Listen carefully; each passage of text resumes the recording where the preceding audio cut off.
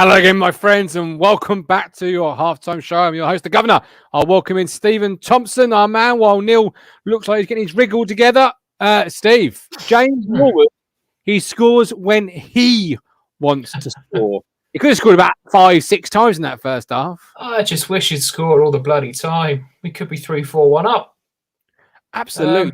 It was a nice simple little header for him. I quite like that to end the half. That ball from Kenlock across the face of goal. Lovely ball from Kenlock. Shame Norwood couldn't get on the end of it. But hey, look, I was leading into this halftime show, Neil. I wasn't sure whether I was going to take the approach of who isn't showing Paul Cook they should be selected on Saturday, or they're playing okay. Like it's been a game of two halves inside the first half. Yeah, well, I must admit my iFollow has been a bit of a dick, so I missed a lot of the start. Standard iFollow. It started getting going. I don't know why we got the penalty, but I know Norwood missed the penalty. I managed to get our goal we conceded. And yeah, what on earth was that all about? Well, first of all, Thomas Holy, regardless of what happens in this game, is for me is not. If I'm Paul Cook's sat in the stand, I'm not confident coming into Saturday with him in goal. Like he had a Lewis Price moment where he's run out of the area, then he's hesitated and he's stopped, and he's it's like commit, man, commit. Yeah, he did with that slide towards the end.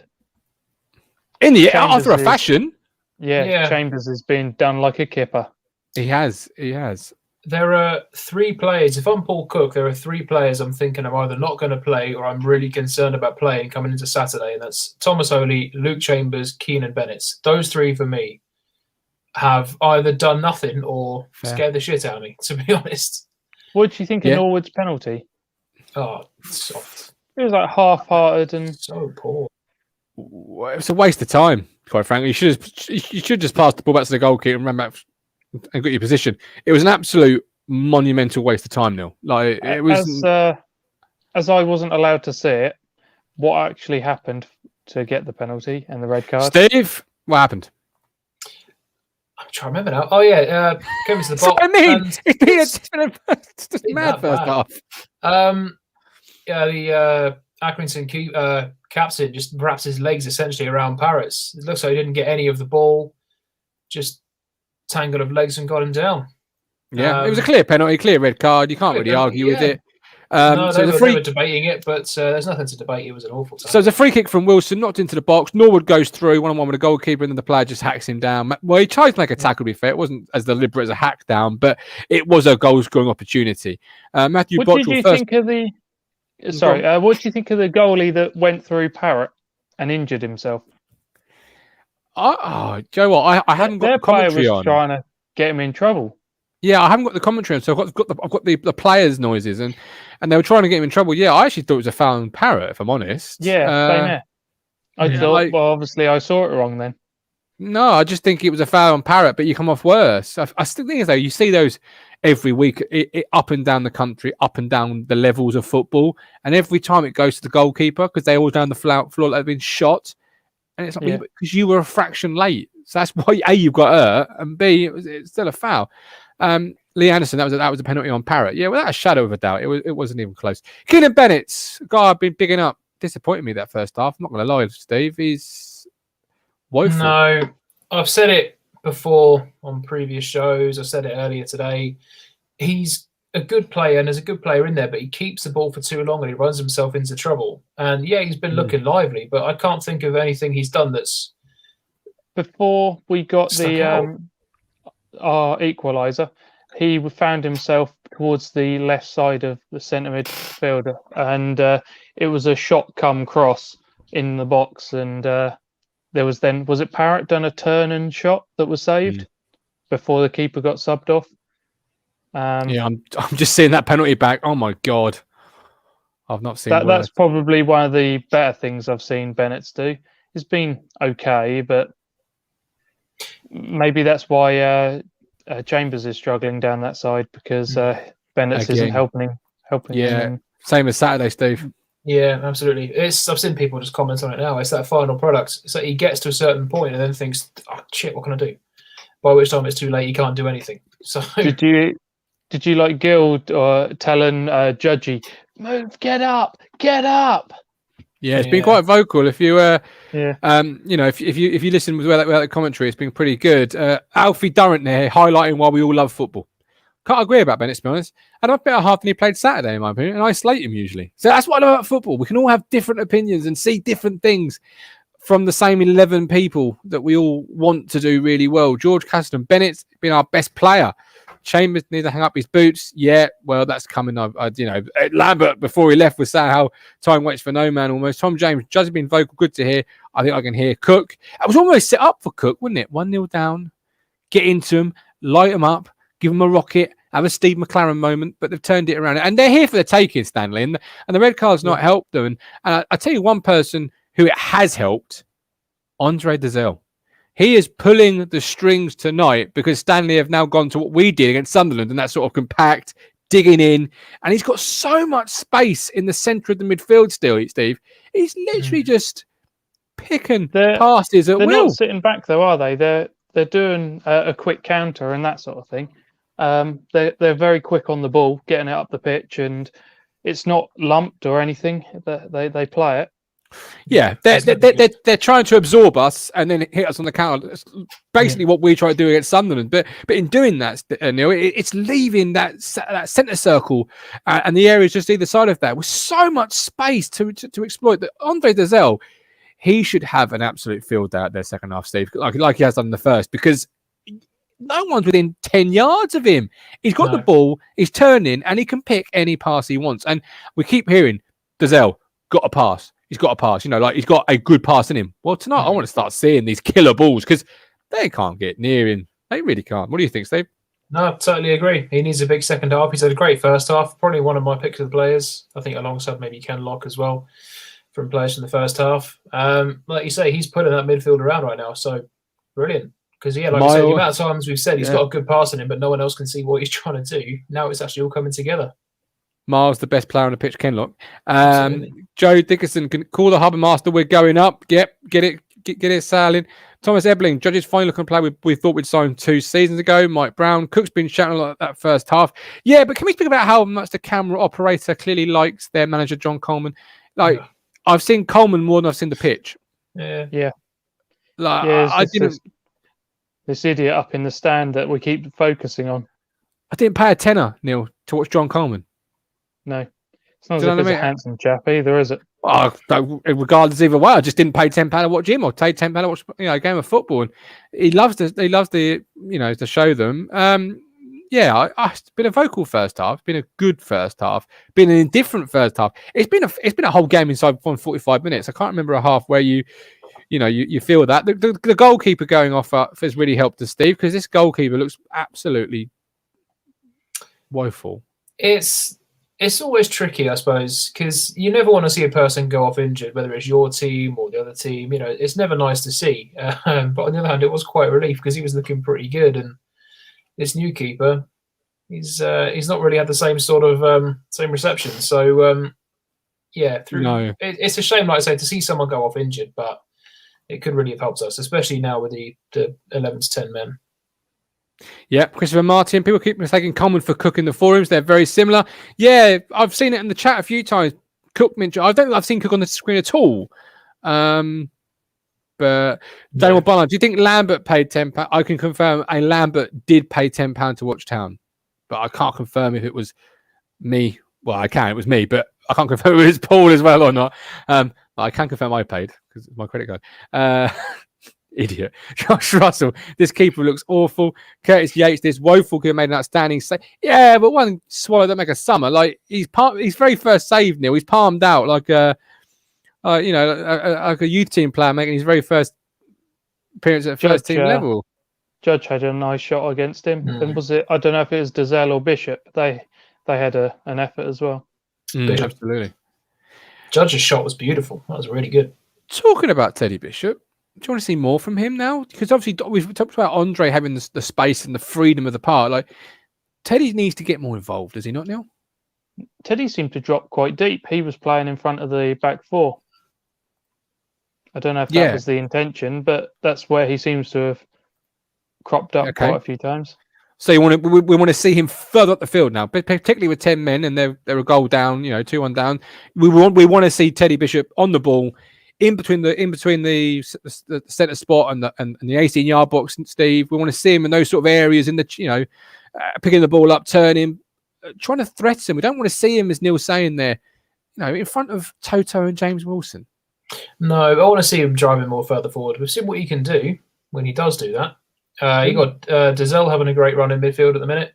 It'd be nice to see Bishop push further on because, like Neil said, you're sitting him right towards the back, and that's not right for him. It just doesn't feel right.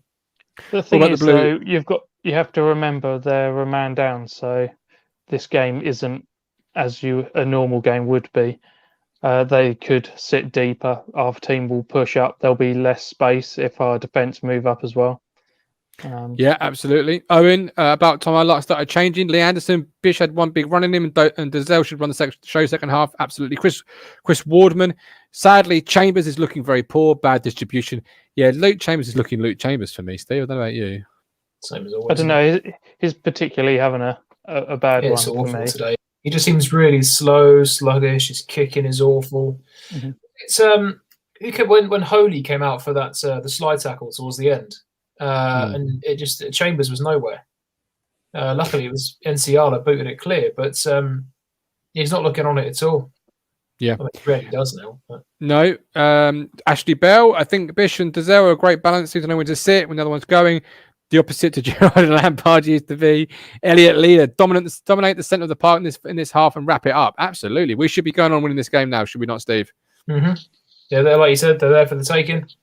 Okay, if they're there for the taking, what is your score prediction, my man? Are you going to change it up from the first half, the pre-game show, or are you going to go for something else? Well, I think I said about 2 or 3-0, so I've definitely got to change it.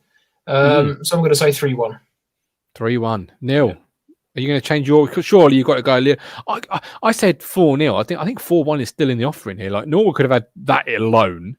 Their goalkeeper looks like something I expect to see for Thrasher FC, Neil, and as Rob Davies says here, go and make a statement. If we carry on as we have that half, I think we could make it 4. Yeah, absolutely. We've got a lot of 4-1s. It's there for us, as Rob says. 3-1, Rob Pulley, James Reed, 4-1. 5-1, says Christopher Martin. Get ready for the Andre Dazelle show this second half, gentlemen. I've been waiting for it all season, Chris. So I want to see it. I'm desperate to see it, and obviously we're doing the watch along this second half, so I'm keen to watch it and react to it in real time with you guys and girls. 4-1, Chris Barnum. Ashley Bell's 4-2. Johnny Duncan stick with 3-1. Matt Stannard 4-1. Are the teams coming out yet? No, I don't look like they are. Any subs for you two boys? Let me think about this. I wouldn't change it. You wouldn't change it at all, despite a 10-man? No. What's the need? It works, so. I want to go and apply pressure. I just want to go and apply pressure. I think we were. Yeah, I know. This is a moment, isn't it, for me? I want to go and statement. I want to go and dominate. I want to go and send the league a sort of a shot across the bow of League One. Like Ipswich are not just on the way back; they're on the way back with an oomph and a passion and a vigor. And do you know what? I think you can go to a back three of Chambers. Any of the back four could play in a 3, maybe not Miles Kenlock, but and you will still be okay. Like as you said, Stanley are digging in. They're looking to hit you on the counter. They're not looking to pin you back. So 3 should be able to handle one centre forward if they've got one centre forward. Yeah, I thought so. I don't think there's any need to make changes. It'd be nice to sort of go and push the fight and take it to them a bit, but I'm happy with sort of how things are at the minute. If it ain't broke, don't fix it. Yeah, and the teams are back out. So Steve will be back with us at full time for the full time show where you guys and girls can have your say. Daryl, big boss man, BJ, finally liked it. Is it time? Yes, it is. Is it? Oh, Brett Johnson finally liked the "Is it time" tweet. Ominous. Steve, I love you. I'll see it full time. Crunch. BJ likes the tweet. I wouldn't mind a BJ, especially if you win. Oh, for fuck's sake. You just brought it down in the first 30 seconds of being on the screen. Think of poor Neil. He's in the travel lodge. We need to sync. We need to sync to the same kickoff times. Hang on, I'm just pouring a beer. A ghost ship. Hang on, mate. So what are they doing? They're just about to kick off on mine. Are they? I don't know what they're doing on mine. Same here. All right. I'll go with you two because I'm pouring a beer. A man's got his priorities straight. All right. Well, I wouldn't trust mine after the first half. I missed most of it. Where's the fisherman? Is he coming? Yeah. Fisherman's coming. Callie's coming. All the usual regulars are coming. Big I'll drop a gun. link in the chat and anyone can come in. We get an early goal, kill the game early. Second half. Here's to 3 points, Paul Cook, and promotion. Early goal, game over. Your hair's looking better than it did earlier. Oh, Cheers, mine. it's not. What did someone call you earlier with your hair? I don't know. Call me a lot of Oh, things. the Home Alone. The Home Alone bloke. Oh, that was Sid. Sid's not joining us. Sid's in bed. He said he's had 2 busy days. He's tired. Bless him. Oh, yeah. He's not on a promise, I don't think. Bless him. Where are you? You've got your scarf on. Is it cold? Cheers, Yeah, Matty B. Anyway, look. Get this on. Yeah. Man, yeah, he's getting the merch going. Neil's Lovely. designing his own merch. He said That he guy was woeful. That kid who come on is woeful. Sorry. Where'd they get him from? Down the park? Yeah, they got him from Neil's old team. Terrible, weren't he? Corner anyway. Have they got a corner? No, throw in. Long throw coming in. Emerson Ferrer. How old is Sid? He's early 20s, isn't he? Bless him. He's my He's new a agent anyway. He's my new agent. If you want to anything with me, you got to go through him actually. Listen to it. He's had 1 30-second appearance on ITFC Two. Angler. So I was on again today. Yeah, but 30 seconds in total. Well, second guy. Elliot the Gamer. Evening, Martin and Dad. Feel happy about Paul Cook being our new manager? He knows his onions, Elliot. We've got to do. You know, he's a cruncher. Anyway, what was it Matt Phillips said? James Norwood, the cutting edge of a spoon. But he didn't message after he scored. You got to give him credit when he scores. He has. So what's going on here? We've got a throw in at the moment. Right hand side, Luke Chambers has the ball. Mate. Yeah. As always, there's little movement, and Parrott comes inside. Gets easily knocked off. Because last time we got a bit of flack, didn't we, Crunch? Rightly so. But we got a bit of flack last time, didn't we, for not providing enough Radio Suffolk type commentary of the game. We ain't really got anyone interested. We got me, you, and Neil on here, so we better talk about the game, haven't we? Pretty much, yeah. Because well, if you let Neil talk for too long, Parrott turns. No, 15 years, we ain't done it yet. Parrott. Oh, he's in. Fine. Oh, he's in. It's got to be 3-1, surely. Oh my God! You got the upper. Oh my God! He's got the upper strength of a goldfish. Biscuit legs. Biscuit legs. Biscuit legs. Like a gingerbread man. Oh my! He could have had 4. That penalty was what is wrong with professional football, Martin? Because the run-up was so casual. Pathetic. But you see it every game, don't you? When you see a penalty on the telly, why don't you just run up and smash it in the goal? Pathetic.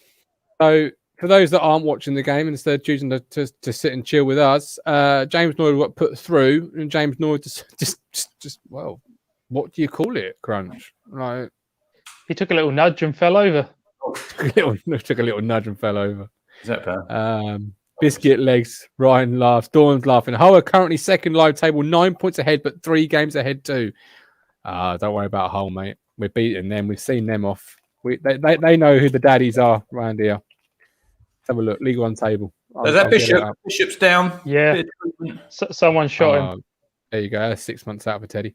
Right. At the live league table, we're currently sitting in 7th, 2 points outside of the playoffs. A game more than Doncaster, 2 points off Portsmouth.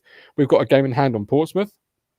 So, yeah, Hull is currently sitting second, and Lincoln are currently sitting in third, 57. So, do you know what? Win that game in hand, you've suddenly only a couple of points behind Lincoln, Crunch, and not that many miles away from Hull. Like, just win the game tonight first. Get another couple of goals. Put them to bed. Neil, can you do us a favour? Can you just put a lot of you-knows in tonight? Apparently, if you're planning on replicating Radio Suffolk, let's hear a lot of Mick Mills's you-know. Oh, come on. He's a club legend. Anyway, did you get me message about Luke Chambers? Equal 10th on the all-time appearance tonight. Yes. I meant to say that in the intro at the start, but because there was no introduction, I forgot and I got flustered. So 385. So equal 10th worst player ever been in a town shirt. So he's moved alongside Doug Reed, Russell Osman, and Frank Yallop. He's level with them. That's a travesty, isn't it? That's a travesty. Longevity, it's called. Longevity he's got. Or is it called a stranglehold in the dressing room? Well, maybe. Like, you know, you don't want to remove him because you lose the dressing room. I was just asked Paul Earth, really. What's happening then? Could get rid of him, do you reckon? End of the season. His contract's up, isn't it? Has he got a 12-month extension or not? I think he might have. I'm not sure. Luke Penning. Luke Penning, a lot of our players, because he put a big list up yesterday of players that he'd keep and let go. And Luke don't watch all the full-time show because he's you know, when he's watching the game, he's typically scribbling down notes about who's playing where and what, and you know, he's a scout crunch. You know what I mean? Like he's on it. This pitch is woeful as well, isn't it? Look at the pitch. This pitch makes Peterborough look like the Ipswich Town 2000 pitch. Bobbly. Oh my God, what a throw was that? Apparently, Norwood's changed his boots at half time. Shot for Accrington. What about the goalie for the first goal then? Goalie's woeful, mate. Mike D, time of Chambers to leave. How has he managed that? Stephen Perry, no. Yeah, first goal. So terrible goalkeeping, and he knows it. Luke Chambers is cross, was it? How did it even make it past his gloves? He stopped it. It went the other way. It sort of went behind him, didn't it? He's and then Chambers half-heartedly tried to get involved. Half-heartedly. Your goalie's got to do better there. Luke Chambers put more effort into kicking the post after the goal than he did to try and stop the fucking thing. It looked like. Hang on, here he is. See if he can pass to his own teammate. No, the answer is no. For those watching at home, spoilers, the answer... Oh, hang on. Oh, hang on. Oh, it's a goal. So, Chambers' long ball. Norwood chases it down. The goalkeeper kicks it against James Norwood. And then it looks like it might go in for a split second. And then it didn't. But you're being a little bit optimistic, Martin. It was dribbling really slowly in the box towards the goal direction. It didn't make the 6-yard box, did it, Neil? No. From my position in the stadium, it looked like it might be going in. All right. You need to take yours off fast forward. Oh dear me. Wilson, long ball. Oh God, what a big centre off. It's the fisherman. Good evening, Jack. He's all smiles since Lambert's gone. Oh hell yeah! He's like a new man.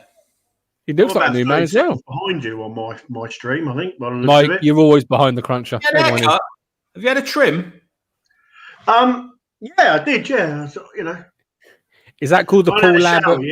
I've literally just bunged this on and joggers on to come down and do this because I've been fishing all day. I didn't catch much, but you know, is what it is. But put a bit of wax in the hair. curlers, sleep with curlers at night. You know, there's a perm going on.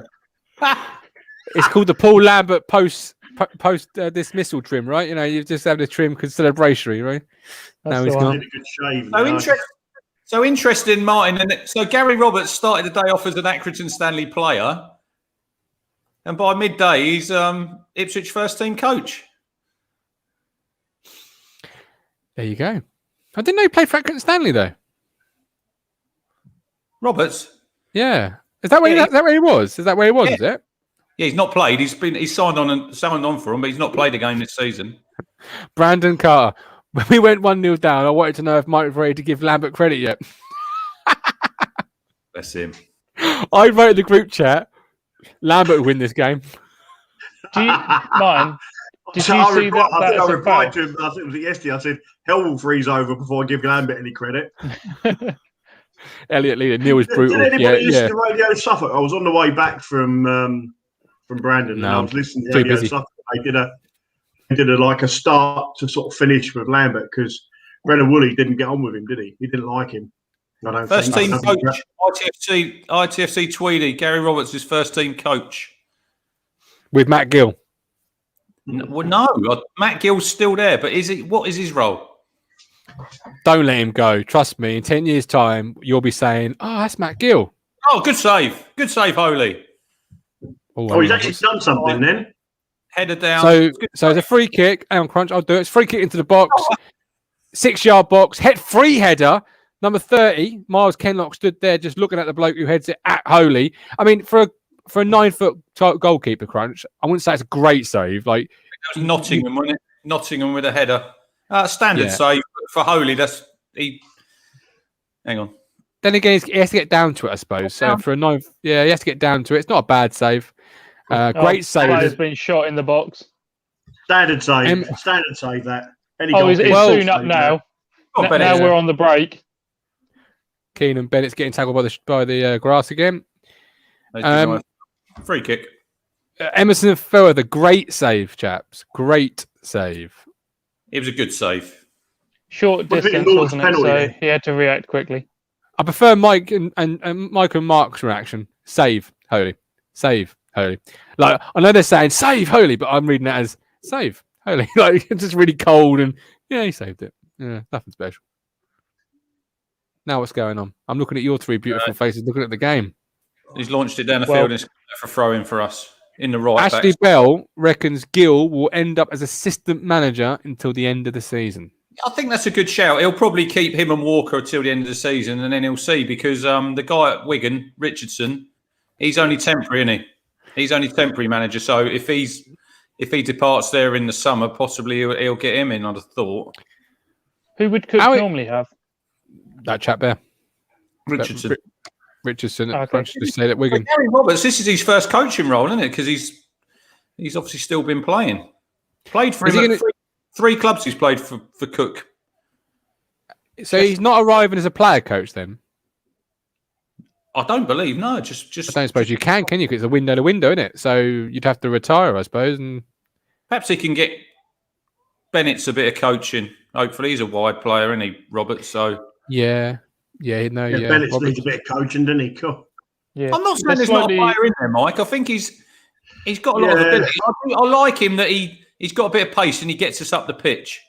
It's positive with his play, isn't he? Of players. Yeah, he's positive with his play. Roberts was all delivery, wasn't he? Up in Rosehead, I think, didn't it? Oh my days! Yeah, final ball bit leaves a lot to be. Gus Uhlenbeek, loads of pace, no end product. He was a good player, Uhlenbeek. He had a good song, didn't he? We ain't got many players with songs now, Martin, have we, really? Well, we can't get the stadium to have a song now, can you? No, but not even... Anyone in there got some Luke Chambers? No. Half of them aren't worth singing about. Luke Chambers, goodbye. Neil's got a fair point, though. Neil's got a fair point there, hasn't he? Not many of them are worth singing about, let's be honest. Running down the wing, Emerson Fairweather. Ryan Cartwright, if Bennett's had end product, he wouldn't be with us, I think is what he means to say, which is true. Yeah, fair comment. But as you were saying, Crunch, I do think there's a player in there with him, you know. Yeah. And he's what is he, 20? 21? Yeah, he's young, and he's not old. Yeah, not old at all. Not a lot happening in a minute, mate. He's down injured. 57. I think the song for James Norwood is just he scores when he wants. Like, it's not when he wants, is in every time. It's just when he wants to score. Like, literally, he could have had 5 in that first half. Penalty was shit. The other one, it was a great save by the keeper, but I think he should score. The other one, he sort of shinned, didn't he? Yeah. And the free kick. The 2 efforts that Norwood had that were with no conviction, were there? There was no power behind the shots at all. And like the goal, he should have had 5. The goal, Mike, the free kick in made it, didn't it? The free kick in from Dazelle made the goal because it come in with pace. And all he's got to really do is just be on his way. 200k? You ain't really got to do a lot of it. Just sort of make sure your head's on it and it's level with the ball and your job done. Where is Luke Thomas, Martin? Is he injured? No, they just realised what I'm... I won't say that in live stream. I'll be sending him back. I'll be sending McGuinness back. Who else have we got? I do think... I think McGuinness and Wolfenden, I'd give it a couple of games. They will be Paul Cook's starting centre half because he wants to play from the back. That's his style of play. He's not going to come in and rip it up. Keep it simple at the minute. Hoodies are $27.99, Chris. I'll drop the link in the chat. Look at that. Look, advert on the screen. Quality merchandise. I know I'm wearing one, but don't let that hold it back. When mine getting those? and my hoodie's in the wash, so I have an excuse for not wearing mine tonight. Otherwise, I'd have put it on. And I will say, I'll back mine up. They are very good quality. It's lovely. I love the print. Really do love the print. Very warm. They're very warm. I love how warm it is. But Have you got the supply yet, Martin? We are changing suppliers, yes. At the risk of being unoriginal to some people, we are changing suppliers. Excellent. Absolutely. But suppliers purely down to shipping. So it allows people to buy more and cost less for shipping. Fair enough. Yeah, I think Matt did say that, didn't he? Matt bought about 3 items and it cost fucking £21 for bloody. It cost, a mug, a hoodie, and a t-shirt. That would be £422.50 in shipping, please, sir. Where'd they come from? I don't know, but they're obviously coming by a rowing boat. Taking forever to get here in terms of cost. But no idea. I'll have to have a look into it. It's through the people that are. Oh, good block. All the YouTubers use it, so you just think it's going to be okay, don't you? But you thought that with Kenlock, did you? Just don't touch him. Corner to Accrington. 60 They've minutes. Actually pushed quite well. Yeah, they've probably been on top of Neil, I'd have thought, for the first 15 minutes. We haven't really got going, have we? No. Apart from that one where Norwood almost scored, it was going like a snail towards the line, Martin, wasn't it? Yalapsy 1122. No one wants to go to Suffolk. D Barnes, they're coming Paul Lambert's backyard, mate. Who said we were struggling? I must have missed that. Was that a Norwich fan in the chat? Probably. They are knocking about. Ashley Bell, Town. What on about us have pretty much been under the cosh for the last 5 minutes? We haven't got going, have we? Second half here. No. You wouldn't know if you turn this game on that they had 10 men, really, would you? Nope. Adam Flat.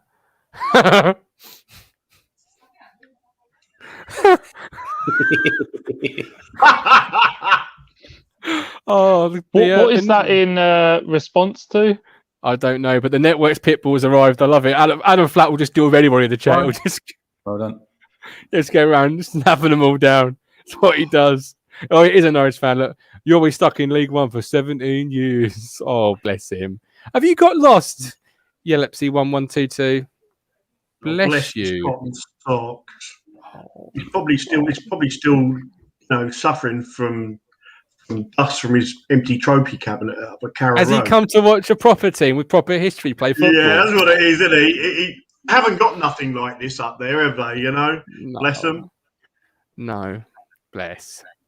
You're welcome here, though. Everyone's welcome here. Good ball. Go on, Norwood. Right-hand channel.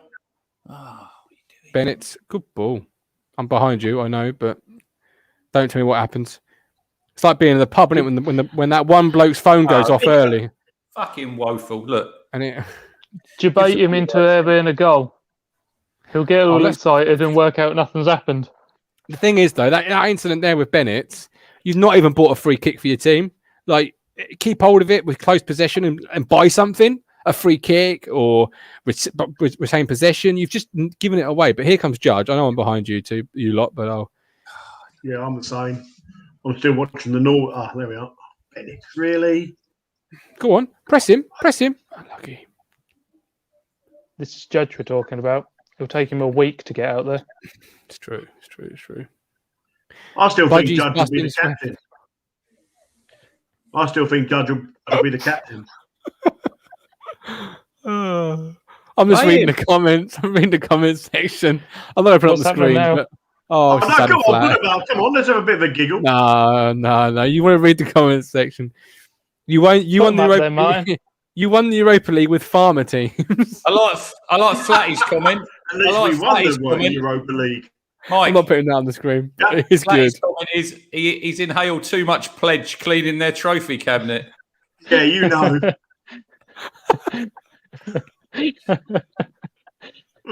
Classic. Oh, what is this? See, only on this platform would you have a quality interview with Matt from The Athletic one night and then a watch along with four blokes and a beer the next night. I mean, we cater to all different platforms on this show, Crunch. What were we called? The Working Man's Podcast. That's what they called us. Who called us that? It was on Those Were the Days, wasn't it? Matt did put the link in. I can't remember what they called Blue Monday. I've stopped looking into that for him. Like 500 or 500 live watching. Yeah. I remember when this first started. You had what? 30, 20. I've got to say this without making the baby up, but Blue Army. There you go. Done it for you, Dan. Done it for you, Dan. Now, if my son wakes up, my wife will come down and just give me a right earful. Players Sport UK, Champions of Europe. You'll never sing that. Norwich. Google user premium ? Ryan, your sister is your. Oh, your mother. Martin, as soon as it came up, I don't even know why you started reading it because you surely knew what it was. Good days. They're the things that you can sing.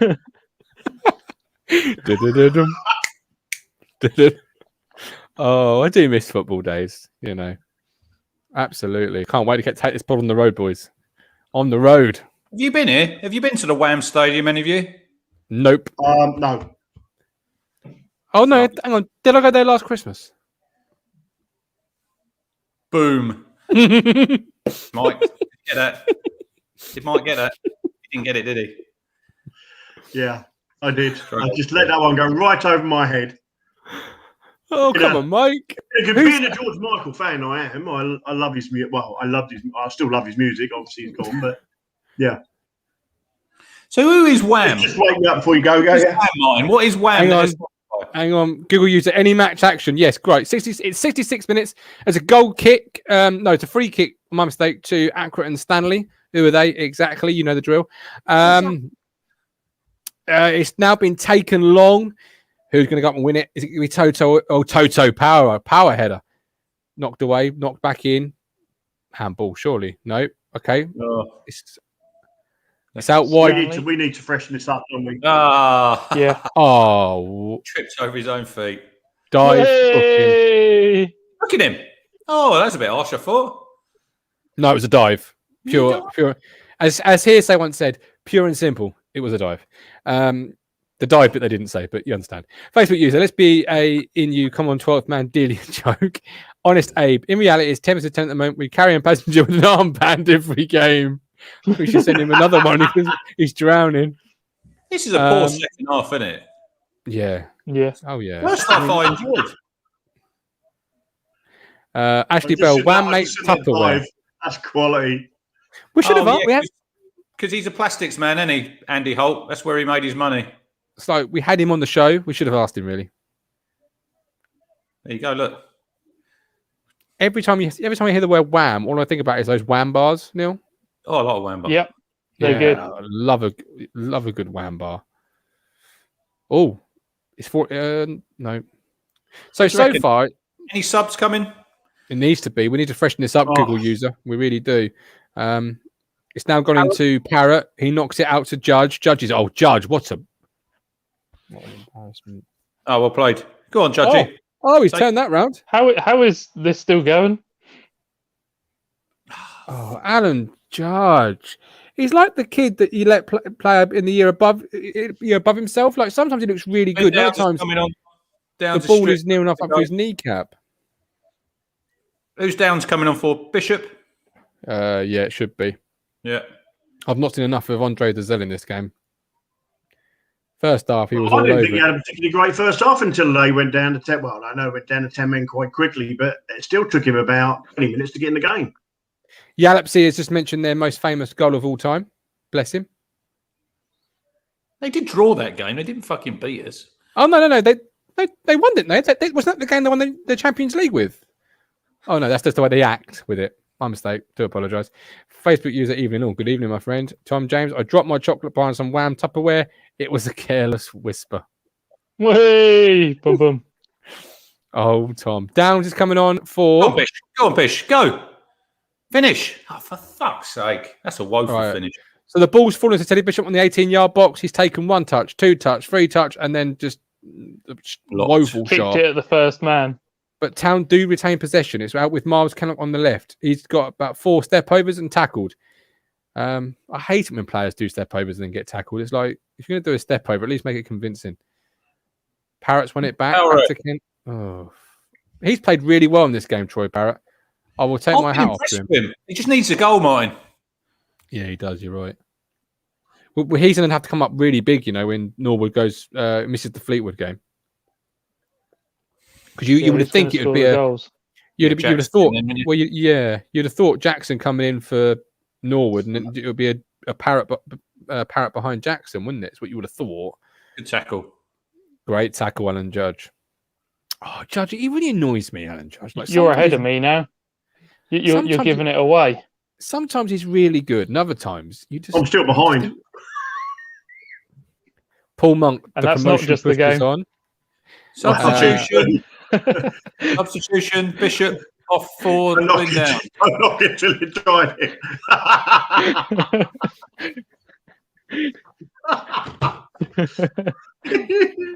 Just in case you missed. Double substitution for Town. A Google user wouldn't catch Wilness doing step overs and getting tackled. So Downs on for Bishop. Mm-hmm. And Edwards, who's he coming on for? Probably Bennett, I'd have thought. Please be Bennett. Oh, again, Bennett's like Judge to me, annoys me. Yeah, Bennett's for Edwards. You really see a player in there that's sometimes. That's a good substitution, to be honest. That's a Paul Lambert substitution. That is from his hotel room.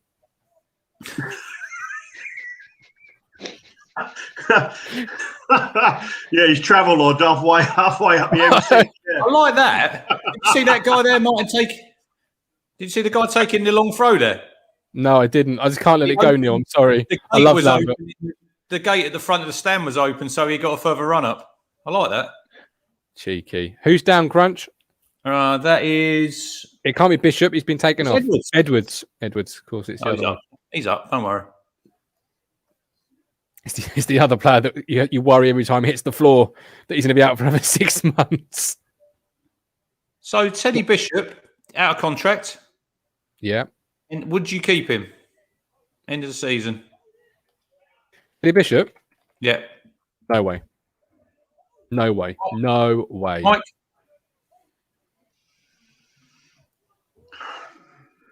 There is a player in Bishop, isn't there? The only worry is his injury pro. That's my only. That's the only reason I'd get rid of Bishop would be because of his injuries. I think if he could stay fit a season, I think he'd make a huge difference in this league. But it's just keeping that fitness, isn't it? What about you, My Neil? problem is I do actually like Bishop, but I would only agree to keep him if his contract was absolutely slashed, because you just cannot guarantee. If I was keeping him, I'd go pay as you play. Mm-hmm. Do they do that anymore? Oh, well done, Holy. Come for the ball 10 yards out and actually caught it. Oh, yeah. Great goalkeeping. That's more like it. That's who we do need to get rid of in the summer. Holy, he is a Holy crap. Virgin. He really is. That first goal. goal that we conceded was awful. It's not what you want to do, Mike, when you got a new boss. 3 minutes into your first game, throw one in. Not great, is it? So do they still do pay-as-you-play deals, Crunch? I don't know. I'm not sure. Non-league they do, don't they? Who was that defender that was the ex-West Ham defender? He James done a Collins. pay-as-you-play. Yeah. James Collins. Did he do it? He was about 85, though, Neil. Yeah. Still better than what we had, though. Yeah, he played 5. I think he played about 5 games, didn't he? He had a great game against Rotherham, didn't he? Was that his debut? Where he was just headed everything away. Other than that, he came in for one other, didn't he? And then there was another game that he had to be subbed off because did he pull up with a hamstring or something? Yeah, that's Calf kept coming. He was a good player. Bishop is our only tricky player. Google user. I say no. Stop the backward passing. I'm saying no on the basis that we've got new investment, right? So if these new owners do go ahead and you've got new investment and you've got a new momentum, new plan, new vision, I don't want players like Bishop who end up, we've got Bishop. Oh no, he's out for 3 weeks. Yeah, you need players who are fit and playing. Your best ability is availability, and he's not been. It's like Edwards, available. Martin, though. When Darragh was on the show and he said about Guillon's a good player, but he only plays half a season. He's another one. I think he'll go. I think he'll go bottom end championship team, Edwards. I think because he's out of contract, he's not got an extension neither, so he could have. I think he can talk to teams now if he wants to. The thing is, Peterborough haven't missed him since they sold him. No, Keith Edwards. I think he has a good player in him. He has, but he's very inconsistent. We've got too many other Deadwood, haven't we? Oh, that's the problem. More Deadwood than Thetford Forest, Mike. Oh, absolutely. Dutch elm disease everywhere. I think Edwards is too one-dimensional, personally. Like his best game I've seen Edwards play was Blackburn. That was his debut. Well, when he turned that left back. There's times where you need to just get the ball up the pitch, and if the whole team are having an off day, he has the ability to get that ball up the pitch on his own. That is Sunday morning football. What are we doing? This is turned into a mess, this game. Second half. It's horrible to watch, isn't it? It's just a game you've got to get out with a win, Mike. Get out, take the win, move on. My concern is the way Accrington are playing, I can just see lovely turn there. Nicking a draw. Andre, what is that? Where's Kelly? That is poor. I think he's combing his hair.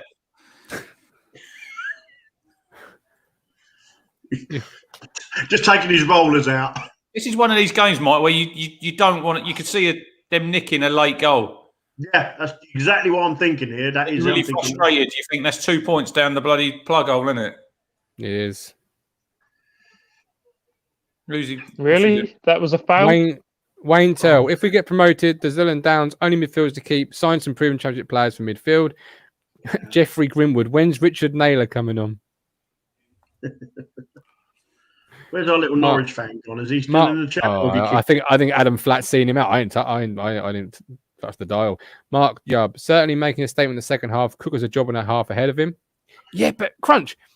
Rob Davies, this is woeful. Rob, I'm still waiting. You said every game. Every game you said. I'm still waiting. Crunch, how do you feel about old Cook coming in and saying, don't worry about putting pressure on these lads. Promotion is what I want. Oh, I love it. It's brilliant. We've had Lambert for 2.5 years talking everything down, hasn't he? And he comes in his first day. Before that, McCarthy talked everyone. Yeah, everybody. It's like poor old Ipswich, isn't it? No, let's have a bit of confidence, do some straight talking, and if we don't get promoted, fair enough. But he's going to get the supporters on side straight away with something like that, isn't he? Really? Yeah. Oh, he got me on side straight away with it. I love that ambition. I love something in the magic. Yeah. Forget about putting pressure. Neil. Mr. Positivity. Hello there. He's saying a leaf out of your book, Neil. But isn't that what every manager's supposed to? I mean, any good manager comes in and says, "Look, we want promotion." Oh, come on! Oh my days! The thing is, that's my FM trick. When you have to see the players, and you pretty much split the dressing room every time by being far too ambitious, and you've got half the dressing room saying, "No, we don't believe we can achieve that." Have you sent Callie the link? I've sent him a link on every platform I've got him on. He's just said link. So I don't know where he is. It's on WhatsApp. It's on Twitter. I made my dinner, but I never finished it. So I'm going to finish that off now, and I'll see you after the match. I'll see you. I'll see you. Derby 3-0. Are they? Yeah. Oh, wow. I'll have a look at the scores. Let me have a look.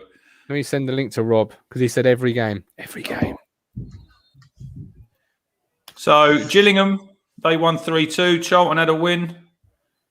Blackpool a 1-0. What's Lincoln doing? Donny are still... they're 2-0 up against Portsmouth. Yeah, I thought they were winning, yeah. Reece James and Knockanabiri. So that's a good result for us, I think. Who's going there, Mike? I reckon the Cowleys. Doncaster. Yeah, that'd suit them, wouldn't it? Lincoln 1, Fleetwood 2. It's a good result. Yeah, that's a good result. Peterborough 0-0 with Oxford. Good result. Sunderland are winning 1-0. Charlie Wyke. There you go, Martin. Another It's goal. amazing what happens when a striker score goals, isn't it? Hull Absolutely 2, amazing. Rochdale 0. James Wilson's just been booked for a bit of a Covering Chambers' arse, isn't he? Chambers is still jogging back from a halfway line. So we'll still be 7th if we results stay as they are. 50 points.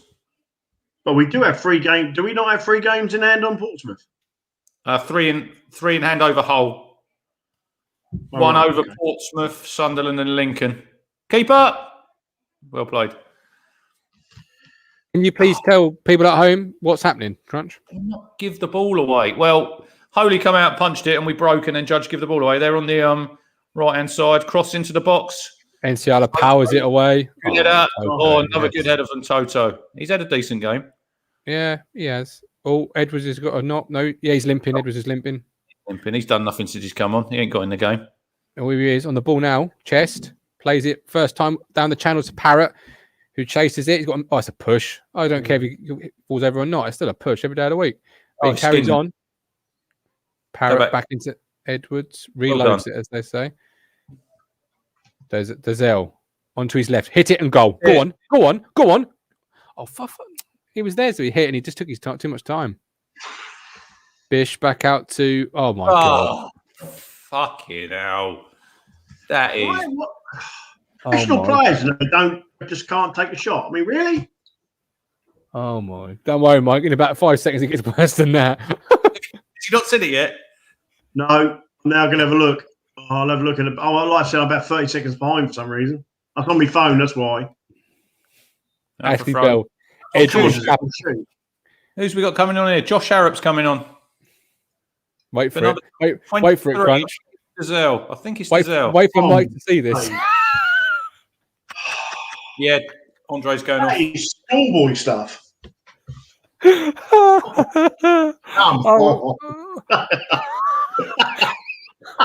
A really promising attack. It was laugh. So Josh Harrop, he come with a big fanfare and he gets 10 minutes again. Can I just say something, right? In 10 years' time, when we're all sat having a beer at the new camp doing a podcast, someone will pull this link up for this watch along and they'll say, do you remember when Edwards had the ball past to him and it went straight through him? He can't even blame the pitch is bad, but he can't even blame the pitch for that, can he? No. And we'll look back and say, oh my days, yeah, that was the start of it all. And although Roy Keane did say if you can trap a ball, you can be an international footballer. Edwards is an international footballer and he can't trap a ball. Exactly. It's 2-1. Oh, yeah, Dan, good point. I haven't got the score on the screen. Good point. I haven't got the score on the screen. My mistake. Sorry, mate. Hang on. Let me fix that for you. Here we go. Go on, Edwards. Go on, Edwards. Make it. Oh, get in there. Wilson on the ball. Oh, nice ball into... Oh, it's a foul. Who's your man in the match so far, Martin? I haven't got one. I think Parrott's had a good game. Probably Parrott. Yeah, I mean, as Callie normally says to me, goal scorers get a man of the match when perhaps they shouldn't. I'd say Parrott or Kenlock. I think Kenlock's had another solid game, hasn't he? Yeah, defensively.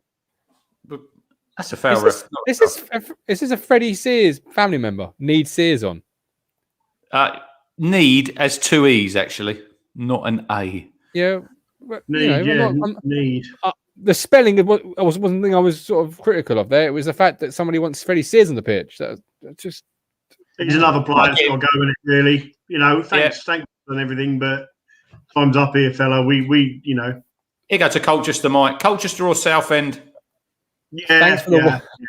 Thanks for the Watford goal. I know that was Chaplow. Thanks for the Watford assist.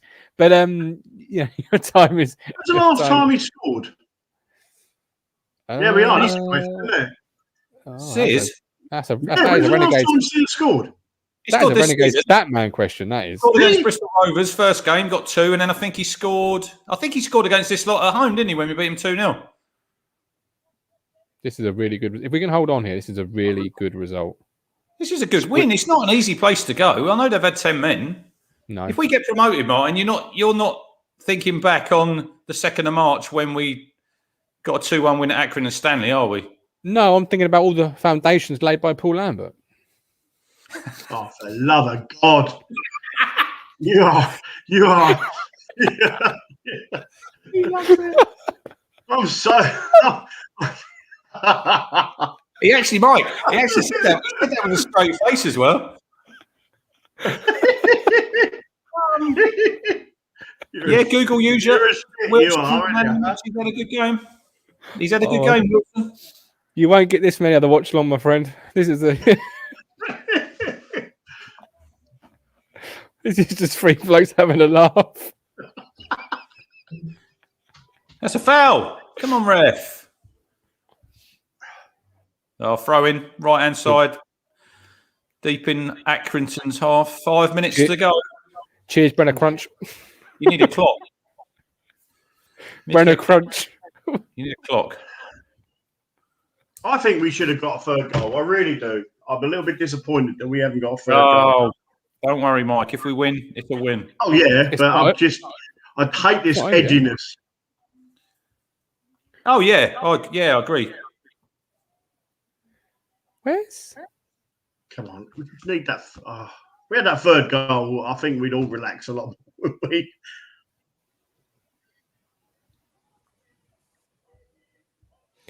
Renegade Statman 4 minutes ago tweeted this. Big 10 minutes. We hold on. We're going up automatically. We concede. It's another season of League One football. Maybe then tension is making me overdramatic. Wait. Well done, Toto. Good header. Oh, what a ball that is. Almost. Oh, not bad. He's not meant that. He's meant to volley that for a top corner. Oh, out for a goal kick. Well done, Kenlock. He's been on the way, Kenlock. Go Stanley. Right, Callie's here. He's been bulking up. Finally. How are we doing, lads? Sorry, what are you doing, Callie? Mrs. had a desk delivered, didn't it? So I've been putting that desk together watching the fucking game. Yeah, of course you have. Look, you can see all the fucking shit Here there. he is. Here he is. Dreers are on. Dreers are on. Dreers. Right. Where's Lee? Where's Lee? Where's Lee? I've got an article to finish writing, so Crunch, you're in charge for a bit. Have you? He's got an article. Out Thursday, I think. It's out Thursday, Mike. He's gone big time. He's gone big time on us now, Martin has. He's back. Hollywood Martin. This is like it'll be TV next. This is like Drennan and Sears, that fantastic combination up front for the final 5 minutes. Look, here comes the shit. Look at them. Old machines, a pair of them. Can we have a Callie hat collection video? ITFC Tweedy. Jack Messenger. Yeah. Jack Messenger says that Callie, you should let her put her own desk up. I can tell Jack's not a married man. Who's been subbed to Google user? Norwood and Parrot have gone off. Isn't that right, Callie? Listen, we all work and everything. We all have a boss, but everyone knows the boss is the woman at home. She's our boss, mate. I'll tell you straight. 100%. Look at him up there in the corner. This has been I'm a bit disappointed. Don't be disappointed with the win, Callie.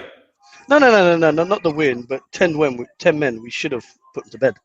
It's like I said a bit earlier. If you'd have turned on second half, you wouldn't know they had 10. Really? No, not at all. Poor second half, Mike. It's been a bit. I don't think their goalie's had a save to make second half. He looked woeful, that young kid who come on, didn't he? Yeah, I feel a bit for him. It's never easy for a keeper to come on in a game, is it? But right. Norwood should have put the game to bed. He could have had 4 goals himself today. Yeah. So Edwards has made a big impact, I see.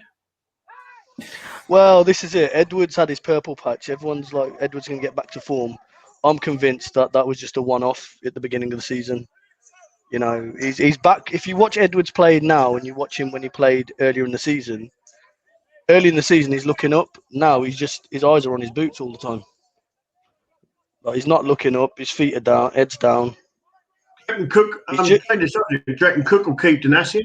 I know he's on loan at Fleetwood at the moment. He's been really good at Fleetwood though. Right? He's not played the last couple of games, Mike. He's been on the bench. No, yeah. I think he's got a bit of a thigh strain though, hasn't he? Yeah. Sorry. Danassi's been really, really good at Fleetwood. He's not played in several weeks. Oh yeah, yeah, he hasn't played. Sorry, no, has he played or has he not? Since he's gone there, he's been a good player. Yeah, I can't write an article based on Danassian. They've gone through the back Fleetwood. He's on the bench. He's average. Get rid of him. I'm just here's my article. Here's my article this week. Danassi's been really good. Hang on. Better than Chambers. Hey, look at that shot. Oh, that's gone on the stand. I'd keep Danassian. I'd keep Danassian. Yeah, I would. Yeah. What was that Darryl saying in Kate about the potential new owners that they're not going to invest stupid money? Like, I know Messi's free, but we're not going to see Messi at Portman Road, right? They're not going to have that stupid money. They'll invest in the league that we need. And Danassian's a good League One player. He could be a decent Championship player, or certainly a backup Championship player. Yeah. But we've got Drogba. Yeah. I mean, Hawkins is just out of this world. Who needs Didier Drogba when you got Ollie Hawkins? So Ollie Hawkins. How much injury time? Hawkins is Richard's biggest fan. Hawkins? Oh shit. You love Hawkins, Rich. He's fucking garbage. He's dreadful. Are you into injury time, Callie, on yours? Yeah, 40 seconds. Injury time. I think Mike's on about 85 minutes. No, I'm on 90 plus 20. Oh, so we got 5 minutes injury time. Yeah. 5 minutes. And actually have the ball up in our half. Get the ball up there and in the corners. Keep it tight. I purchased it through Accrington Stanley's. That's a foul throw. Forum, and I'm listening to the away commentary, so you can hear. I liked it. I thought it was all right. No, but you can hear without the commentary, you can hear Paul Cook on the sideline. Yeah, they said they first half, didn't they? He's like, "Calm down, Judgy, calm down, lad." That's a really bad Scouse accent. That was quite good. Sorry, what did he say? I missed that, Callie. Can you just repeat what did he say? Say, calm down, lad. Calm down, Judgy. Sorry, I thought I was watching Brookside for a moment. Sorry. You know me, man of many accents. You're too young for Brookside. Sorry, Crunch will know Brookside. What do you mean I'm too young? Yeah, do you remember when they was it when he buried someone under the patio? Yeah, I remember that. Was it Jordashes? Was it the Jordashes? Yep, Jordash. You're right. Yep. What a show. Mine, you're born 88, aren't you? 89. 89. Yeah, I'm 2 years older than you. 87. So of course. Yeah. Look, grey hairs, man. Come on. Fuck me, your moisturiser is brilliant. Can I borrow it? This is what a week of live shows looks like. This is what year were you, Mike? Sorry? What year were you born? 60. They weren't in Canada then. 69. My favourite number. 52 this year. Look it, I know. Good look. No, you look 10 years older, but doesn't matter. What you said what you said in WhatsApp, I've still got the screenshot. Wow, yeah. Daniel Barnard, I'm born in 1983. Luke, he buried Paul. No, Luke. Can you ask Dan when training is, Martin? Dan when? I need to lay off the biscuits. You do. Yes, I'm gonna be. That's prime content. That is. Cruncher goes Claydon training. I'll be spewing. He'll have me spewing up when I spew my ring up. Guaranteed to get the views. Hey, you still playing, are you? Fucking no chance. He wants me to go training with him. You're like on Sunday League or No. Sunday League. Crunch could have made our first team then. It's like Sunday League. He scored more goals. Crunch is playing walking football. Walking football's all right, isn't it?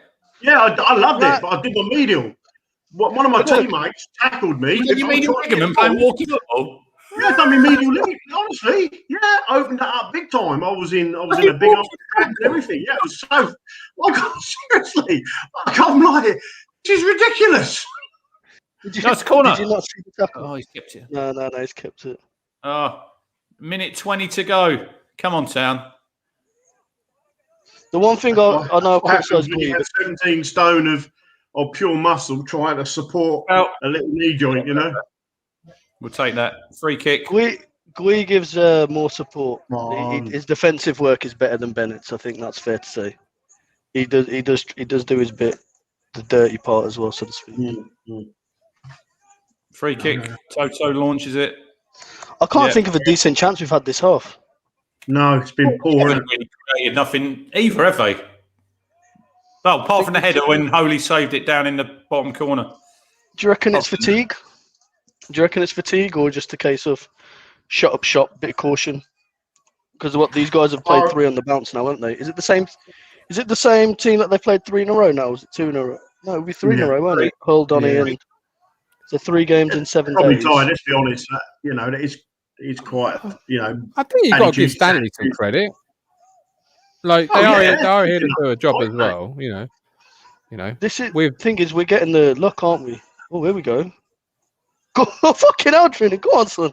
Play him. Square it. Oh, you're shit. You are shit.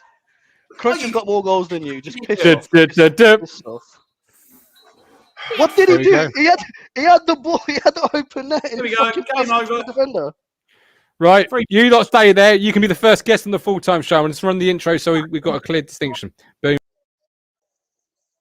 Oh, hello.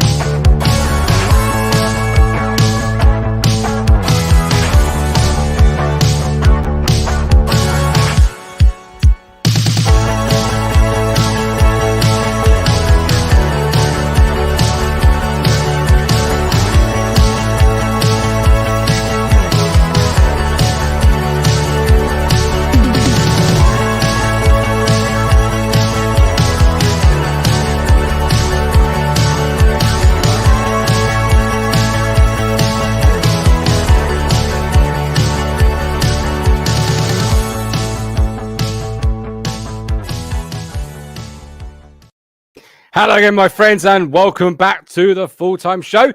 For those that are watching the watch along with us, you have just seen a lovely intro. As you can see, the dog wasn't worried at all about how the game was panning out. In fact, that's probably how I felt through parts of that second half as well. I will bring back Steve first and foremost. Steve, you left us for the watch along. So what are your thoughts following a 2-1 win, setting up a tasty march from here on out? Yeah, nice win. It wasn't an easy watch, that second half. Most of it was repelling Accrington attacks, which wasn't as pleasant to watch as the first half. But I'll take it. There was defensive, solid in defence. Get my words out. We found it a bit of a boring second. I'll speak for everybody here. They can tell me when they come on. I found it a bit of a boring second half. It was scrappy, bitty. Stanley were digging in. We weren't really trying to force the issue. And it just, it was a bit Blair. Probably the best way to describe it. Nothing really. There was nothing of note, was there, in that second half? It was scruffy. It was scrappy. I'm pleased the guys held on. It's another nice 3 points. But yeah, it was just absolutely a tricky watch. We'll bring Crunch in before he nips off to do his Radio Suffolk media tour. Big TV star, big radio star. Crunch, welcome back. What did you make of that second half? Poor game, but I agree with Lee in the chat there. Game management, Martin. Done the job. 3 points. You two agreeing too often these days. We're best mates now. He'll be replacing Matt on the podcast. Rob's in the chat all the way from Perth. What time of the morning is it over there? I don't know. Must be early though. But it was a poor game. Poor second half. Not a lot happening, but that there at the last minute, Drinnan absolutely sums that clown up. He's running through on goal. He's got 3 players over. Pass the ball. Just roll it in. What did he do? Fucking. What's happening with my iPad? Is that Radio Suffolk calling you, is it? No, it's not. Don't worry. Put my iPad up. Yeah, he should have squared it. But look, it's another win. We're 2 points off the playoffs. We're up to 7th. This is it. The live table reads like this. 7th place we are in, 50 points. 6th is Doncaster with 52. Portsmouth played 31-52, so they played a game more than us. Sunderland 31-54. Lincoln 31-57. This is the tasty one for me. Hull 33 in 2nd, 59. We've got 3 games in hand on Hull, and we're only 9 points behind them. That's tingling stuff there, Crunch. What are we? Right in the mix. We are right in the mix. Right in the mix. Look, I don't agree with Curtis there. Coleman has to be one of the most whingiest managers ever. Look, I think second half, we didn't play very well. You have to give them some credit, Martin. They really dug in. They had 10 men. You wouldn't have known, guys, they had 10 men and we had 11. If you watched that second half, you just turned the game on. No, definitely. They looked really good with 10 men. It was a professional job. We didn't look too bad with 10 men against Sunderland. They got their goal. They did their job. That was it. Same sort of performance here. 10 men is always... So many teams these days, Neil, practice with 10 men. And he's been there for... He would never have known, would he? So many teams practice with 10 men these days to be ready for that sort of situation. You put Lee's comment up about Drennan. Drennan looked quick. He might look quick. He did against that one defender. He has never at any other point. But his decision-making there was absolutely woeful. Square the ball, tap in the goal. He's like, shit, I've beaten the man to the ball. I'm actually one-on-one with the keeper. What am I going to do now? Yeah, he got a nosebleed. He really did. What did you make of the second half then, Neil? Quality stuff, weren't it? Entertaining, end-to-end. It really was. What game were you watching? Did you had the right iFollow? We were watching Tottenham, right? Yeah. Oh, fuck's sake! No, that's even worse these days, isn't it, Crunch? Yeah, just a little bit. Spurs. Yeah. Shite. So Paul Cook takes charge on Thursday. Crunch. Gillingham 1 o'clock kickoff. Big couple of games coming up. Has Statman tweeted out? I don't know how much of it was serious. Win and top 2 is in play. Draw or lose, and we don't. Where are you now sat compared to you were maybe at pre-game? Are you more in the top 2 camp? Are you the same? I thought we'd win tonight. I said 2-1. Happy with that. I did say to you earlier, Martin, it'll be a tough game Saturday at Gillingham. We know what Steve Evans is like. We know what his teams are like. It's probably good. It's not going to be a really attractive game of football. It's going to be a battle there. They had a good win today. They beat MK Dons, I think 3-2 at home. So, but more of the same. Sorry. Where's my Matt Gill poster, Martin? That is a bloody good idea. I might look into that. That is a fantastic idea. I wonder if Evans will just ping Lambert a message there, Crunch. Looking forward to seeing you Saturday, Paul. Because that would be shithousing, wouldn't it, at the finest level? I don't think they're on each other's. That's why I think he would do it. Look, he's a horrible little man. I was going to say a little man. He's not really a little man, is he? Because he's bloody large. But he's not a bad man. Wherever he goes, he does all right at that level. But I'd still expect us to go there, Martin, and get 3 points. I really would. I agree with that. Crunch, it's been a real pleasure second half with you, sir. Take care of yourself. I'll bring in Tom. Tom, welcome in. How you doing? How you doing? Neil's falling over, bless him. He's had 2 minutes drink the second half. Look, 3 points. Cook's coming in Thursday. Takeover, we do not know. But how are you feeling about your football club for the first time in a long time, Tom? Got to be honest, this last week has been a roller coaster, hasn't it? Like, oh my god, I'm over the moon with Cook. Literally, I was listening to the iFollow on like with the no commentary kind of bit. You can hear him encouraging the players all game long, and like, yeah, I think he's the best manager we could have got for this level. He knows what he's doing. I've got a mate who's a Wigan fan, and I was at the game when they won the League One title. And yeah, like everything about that game, they, to be fair, Wigan were up against it, because I think it was at Doncaster, and they sat back because they knew they didn't want to lose that game. And literally, the man, like the way he did that was absolutely great. And like I say, I really believe he'll take us on the good things. Yeah, absolutely. Yeah, and I was asking the question before the game. I'm still going to ask it after the game. Where do you see this football club finishing? Paul Cook has come in and said, look, promotion is the expectation almost. Where do you think this club's can will go under Cook and his management? I don't want to get carried away, but I'd say the playoffs are the least we can do. But I don't want to get carried away. Let's we've seen this team throughout the whole year. Let's not get too happy about it. But I think anything can be possible under Paul Cook. I really do. Who didn't impress you today? Who do you feel actually didn't stand up and say, "Pick me Saturday, boss"? Edwards. I don't know what's going on with him. His touch is awful. Touch. You went straight through him at one point. Yeah, exactly. Literally, it's like, what are you doing, mate? Edwards. I didn't think Sears did enough when he come on. If that's someone who's trying to stay at this club, he's only got a few months left on his contract. I'd be busting a gut trying to go on every single ball and actually do something. But it's tough coming on as a sub, I guess, that late on. But overall, I don't know. I'd like to see Dazelle bossing the game a little bit more second half. I didn't see that. I thought I'd see it at half time. Didn't see it, Steve. Did not see Andre step it up in that second half. No, it was a big second half for him. He had a good first half, and it would have been nice to carry it on and improve on it. Then he went a bit under the radar, didn't he? Yeah, he did. Yeah, he did. It's a shame. How about everyone's favourite goalkeeper, Tom? I like him. I just don't. I don't think he's going to get you out of this league, if you know what I mean. I think we can find a lot better. I think he does a job, though. Like that save he made in the second half, I thought that was a good save. Where it comes straight to it, like it was dead on point to him. But that first goal, what the hell is he doing? Oh, absolutely. Well, again, like Edwards needs touch. It's just gone through him like butter gloves. So, Tom, before I let you go, Gillingham, Lincoln, Plymouth, Fleetwood, Portsmouth, Wigan. They're the remaining games. I'll go through them again. Gillingham, Lincoln, Plymouth, Fleetwood, Portsmouth, and Wigan. Are you optimistic you can win out? Are you seeing any potential slip-ups? How are you feeling about the rest of March, sat right here on the Tuesday night? I'm confident. I think with Cook coming in, he'll get on the training, and from what, like I see Curtis said on Twitter, he was trying to get us to push up from the front. And if we can get doing that, so we don't sit so far back and actually, when we're in that position, attack teams still, I feel like we can go places. And I think that's what it all comes down to. It's going to be his management style, So, like I say, I'm confident. Let's see where we go. Totally. Appreciate it, Tom. Hope to meet you again soon throughout the season. Appreciate you, really do. Callie, you can't say Edwards was dog shit. Had a couple of bad touches, but come on his day, he's quality. On his day? What day is this?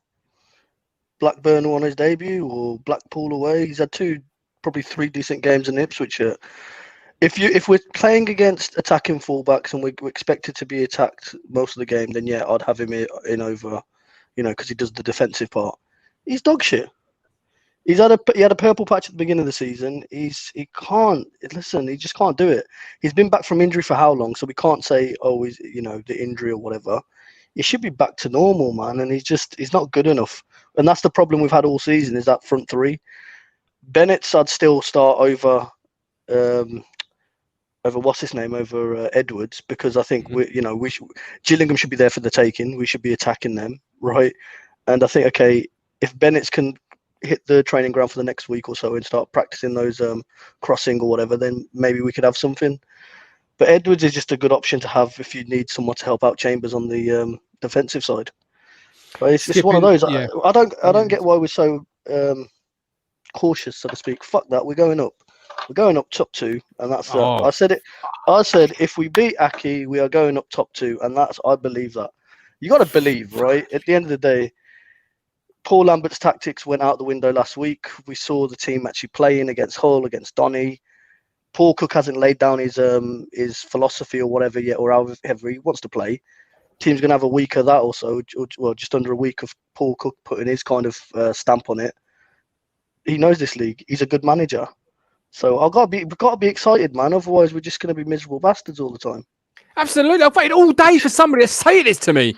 This is like music to my ears. Look, Skip Intro says, when is Edwards' day? Not on a match day. That's obvious. Tom Riley, see that we sat back in the second half. Didn't have a match off. We lose. Simple. Rob, what about that? I disagree with that. I think that was just whether it's fatigue or whether it's a bit of caution or whatever. I think if we needed to, I felt we could have stepped up a gear. If you look, we were just keeping the ball and just doing the basic things. We weren't really presenting. We weren't really running at them or wanted thrown any creativity or whatever. I thought Dazelle was a bit disappointing in the second half. I thought that was the game for him to really start. First half, he looked all right. Second half, he just went quiet and he went back to that, CDM or third centre back or whatever. And it just, it was one of those. And then Drinan, man, just fucking hell. Right at the end, he threw on goal, man. And it's just, it was harder to miss. It was harder to miss, and he somehow did it. And it's just... He's been doing that all season, though, where it's harder to miss. He's been missing. Hopefully on Saturday, we'll have Jackson instead. Absolutely. Mike, Harrison Smith, fuck top 2. We're going up as champions, man. Yeah. What do you say to Harrison, Mike? No, that'd be great, wouldn't it? Let's be honest, that'd be lovely if we went up. But based on what we got and what I see tonight, not a chance in hell. You're not getting a cream tea, Mike. Oh, it'd be lovely, wouldn't it? No, it'd be fucking great. Pinky out. Let me get your pinky out. I had the list down here, and I've just given these players some ratings. Yeah, Holy 3. Right, I thought he was absolutely. That's generous. That's high. That first goal was well. I think I could have grabbed that, and that save. I mean, that was bread and butter save. I'm going to say it. That was a bread and butter save. It wasn't a fantastic worldie or whatever. Maybe he got a good photograph of the paper, but that was about it. He was dog shit as usual. Chambers, well, I gave him a 2. Sears, I gave him a 3 just because he came on. Brennan a 1 after that dreadful. Lovely bit of run, and then didn't look up and pass the ball before he could go round the keeper. Hang on. So Freddie Sears, just for simply taking his tracksuit bottoms off, got more than Luke Chambers did for playing the whole 90. Yeah. That's about right. Just so I was clear. Edwards, I have to agree with Callie. He didn't do a lot. I gave him a 4, and the fact he let that ball go out of play when it was a simple lift your foot up, an inch off the floor and trap it. It was. We were laughing at the live show. It was like, oh my days. Wilson, NCR, I gave a 7. I thought they were pretty solid at the back.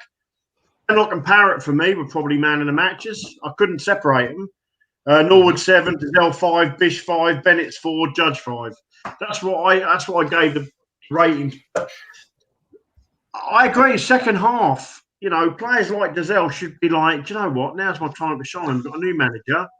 Let me show you what I can do. And I just felt. I'm with Thomas. It's one crap performance, but it's a win. Get behind them. Yeah. I do think if we'd have been playing against 11, it'd have been a different game. They were. Look, we looked. You know what? We looked a bit hungover. It was like the lads had been out last night celebrating Paul Cook's arrival, and they just a little bit hungover today. I mean, that's what it looked like to me. Do you know what I mean? It's just a shot now. Go on, Callie. I was going to say, should we flip it? Like, it's a scrappy win. Yeah. Luck was on our side. We don't get that. Right, no. When's the last time we had a real scrappy win? Probably earlier in the season against Gillingham, actually, right, earlier on the season, or Shrewsbury.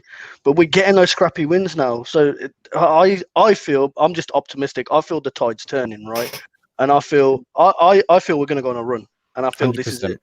When's the last time we won 3 games on the trot? We've won 3 games on the trot now, haven't we? So when's the last time? Yeah, we have. I'll tell you what it sends a message to the team above. And they're going to be a little bit apprehensive. They're not going to fear us like they're going to fear us more than they did when Lambert was in charge. Because right now they're thinking, oh, hang on a minute, they've got a new manager. That's a whole new level of an excuse to reason I've never heard before. So because there's somebody else in charge, they're going to fear us more than the guy who played for big teams. I think they will because they know that Paul Cook's got a pretty good reputation in this league and in the Championship. He's highly rated by Sky and all, some really good sort of ex-managers and managers now. You know what I mean? But I just, the momentum puts fear in the opposition. Football is not just about skill. It's not just about fitness. It's not just about hard work. It's all a lot of it's psychology as well. And you've got managers like Alex Ferguson, Arsene Wenger, are masters of it. And if you can. Not quite sure that Paul Cook though, is it? No, but at the same time, psychology plays a huge part in football. And if you can be the best player in the world, but if you're not mentally strong, you'll end up like Drennan. Yeah, no, it's a fair point. It's a fair point, Mike, Callie. I do appreciate, as always, both your points of view. It's been a real pleasure watching the second half with you both. Callie, get that desk made, mate. Get that desk made. I'm bringing Johnny and Steve. Are we going to have some positivity from you two, gents? Because the chat, they're saying, look, it's a win. It's 3 points. Johnny, it's 3 points. We move on. We go again. All right. Go, Steve. Yeah, it's 3 points. Great result. Another win. Fantastic. Let's be a bit realistic. Yeah. The club's gone through a difficult time over the last few days. Yeah. The players are human. Yeah. They might have felt a bit of that as well. Yeah. Like we've been like up and down like that. They've probably been up and down like that. They probably don't know what's going to go on. So that might have played into a part of that today. But what I'm thinking is like, oh, we played a scrappy game and won. 2 months ago, we'd have lost. And we're not. We're now winning them. That sends a statement to those above us. We can play crap and win. We've just got a championship manager. You haven't. It sends a big, bold statement. And we, Callie, we can go top 2. If we get the right run in the right results in the next 2 games, top 2 is not beyond us. Because top 2 not behind. Oh, I like it. We've got one of the easiest run-ins going. If you look at all the other teams above us, we've got one of the easiest run-ins, statistically. Johnny, what about you, my friend? How about you? Yeah, I mean, like I say, we've got momentum. So, and it's changed a little bit too late for my liking, and all I was liking because it should have been done earlier. But it can propel us, and we've come into this sort of rich vein of form all of a sudden, and it might actually propel us to put a good run in. Personally, I don't agree with some of the comments, but I actually think Dazelle and Bishop played well in the middle tonight together, and I actually thought that they were. And I don't know if anyone else noticed this when we made that change, when we made the first substitute changes, we kind of lost our rhythm a little bit, and we did the weekend, and we kind of went off the boil a little bit, and obviously there's been this mantra to use all of the subs all of a sudden for the last 2 or 3 games, and you bring in Mick Mills alluded to, and stuff like you bring too many on sometimes, and it kind of upsets the rhythm. I like to see 1, rather than 2 at once, and this, that, and the other, and just But I actually think Bishop and Dazelle look good together. Personally, I thought Edwards come on tonight; he was very poor. I thought Chambers had a very, very, very poor game. I don't know what's in his mind, where he thinks I can't be asked to creep run another manager. I've been doing it for the last 3 or 4 to keep my place. I can't be asked to do it again. I'm done. But he was quite poor, and I feel really sorry for Matheson. And I said it before. he came in and he had a real good game, and the match where he got dropped. I mean, no one played well, and now he's completely out of the Jimmy. He's completely out of the of the reckoning, and I feel sorry for him. Well, is he though? Because if everybody knows Paul Cook's team. Paul Cook has flying fullbacks. Yeah, Chambers ain't that. Yeah, he's not. He didn't really do tonight's team sheet. That's probably Gilly. At the end of the day, when he comes in, he's going to look at the fullbacks. He's going to see Kenlock zipping up and down. He's going to see Chamber with a Zimmer. Yeah, and you've got this 18-year-old who'll bomb up and down all day.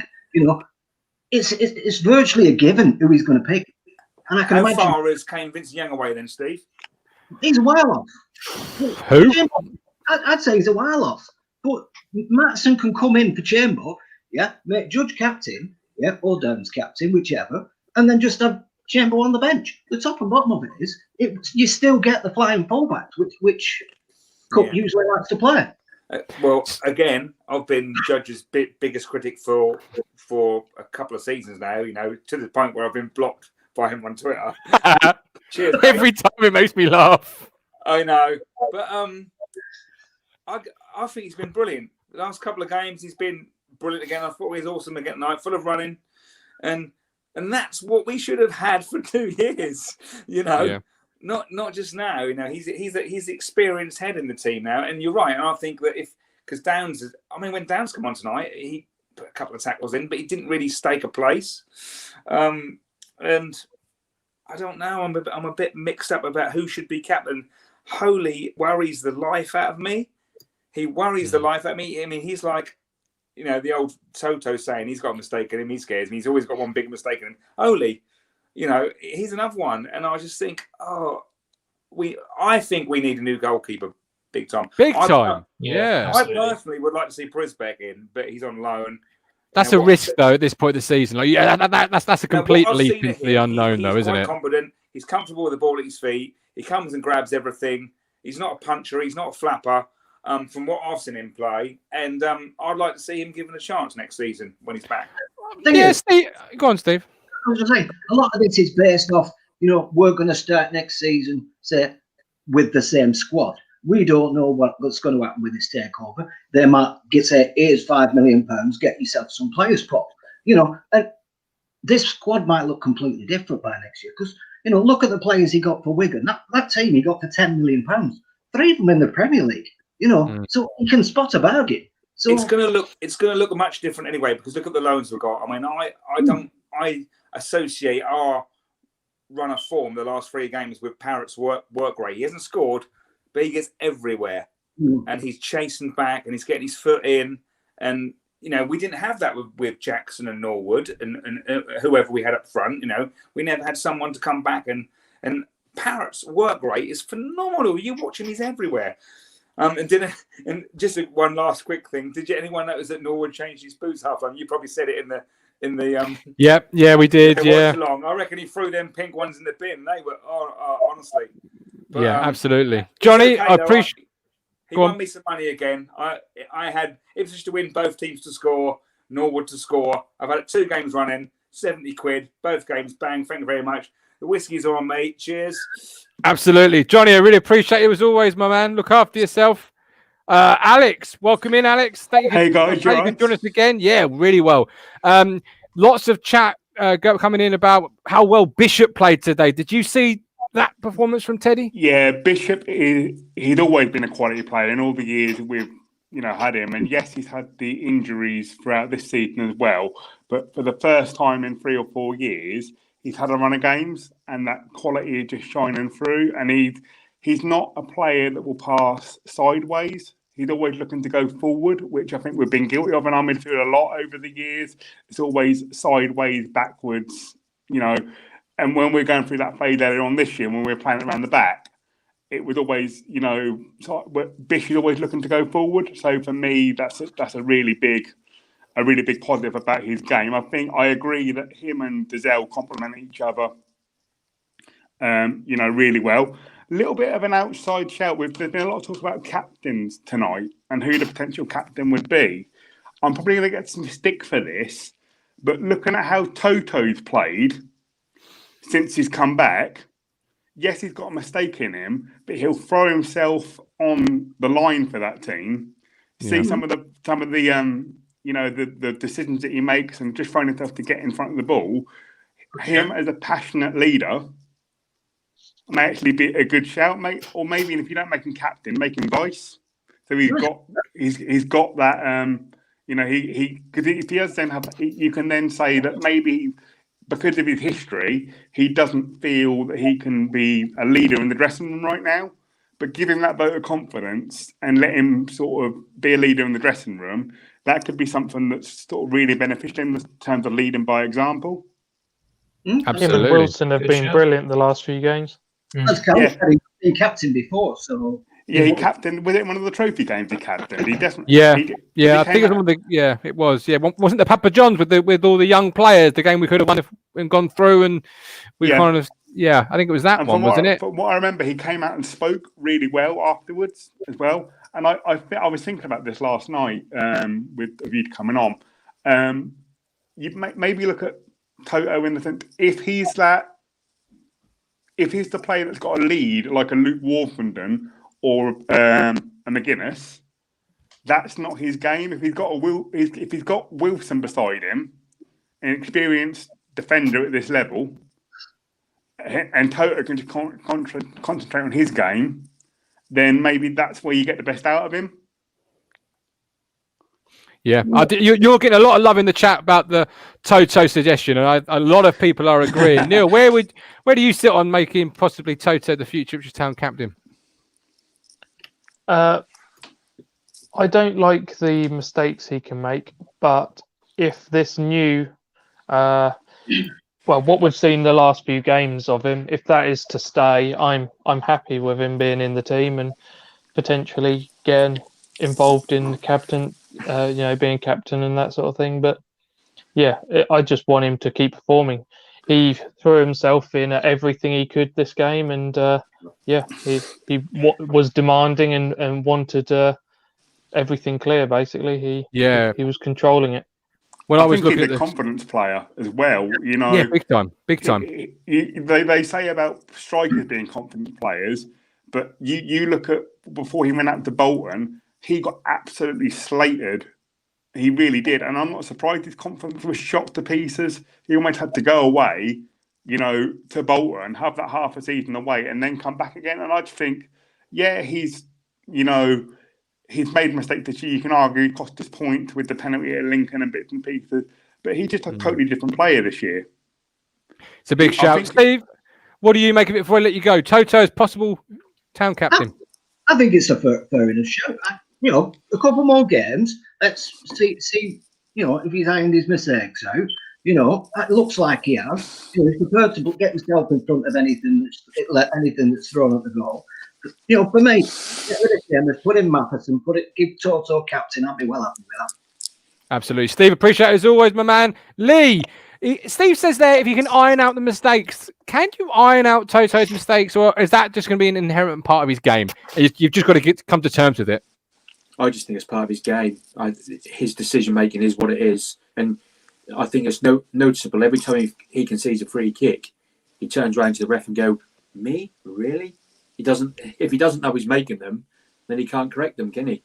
But him and Wilson have been absolutely fantastic, haven't they? They've headed everything, they've kicked everything, and and that goes back to the tight back four that we talked about before, isn't it? It's a different formation now, and it suits them. Toto captain. He's been captain before. Absolutely. Why not? If he's there next season, it depends what Cook does with the team. But I mean, just on tonight's game, Parrott was absolutely awesome tonight, especially first half. Everything stuck to him. He links the play up where we kept the ball. Absolutely fantastic, in my view. Yeah. Parrott man of the match. He needs a goal, doesn't he, Lee? He just needs off his backside, off his elbow, off his shin, any type of body part. He just needs a goal. Full stop. Yeah, he didn't have a chance tonight, I don't think, did he? So but if he plays like that, and other people score the goals, James Norwood, then who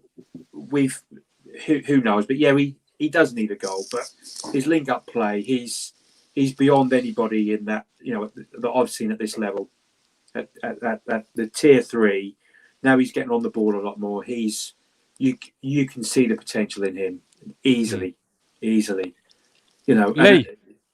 Parrott needs a goal. What do you think about that one?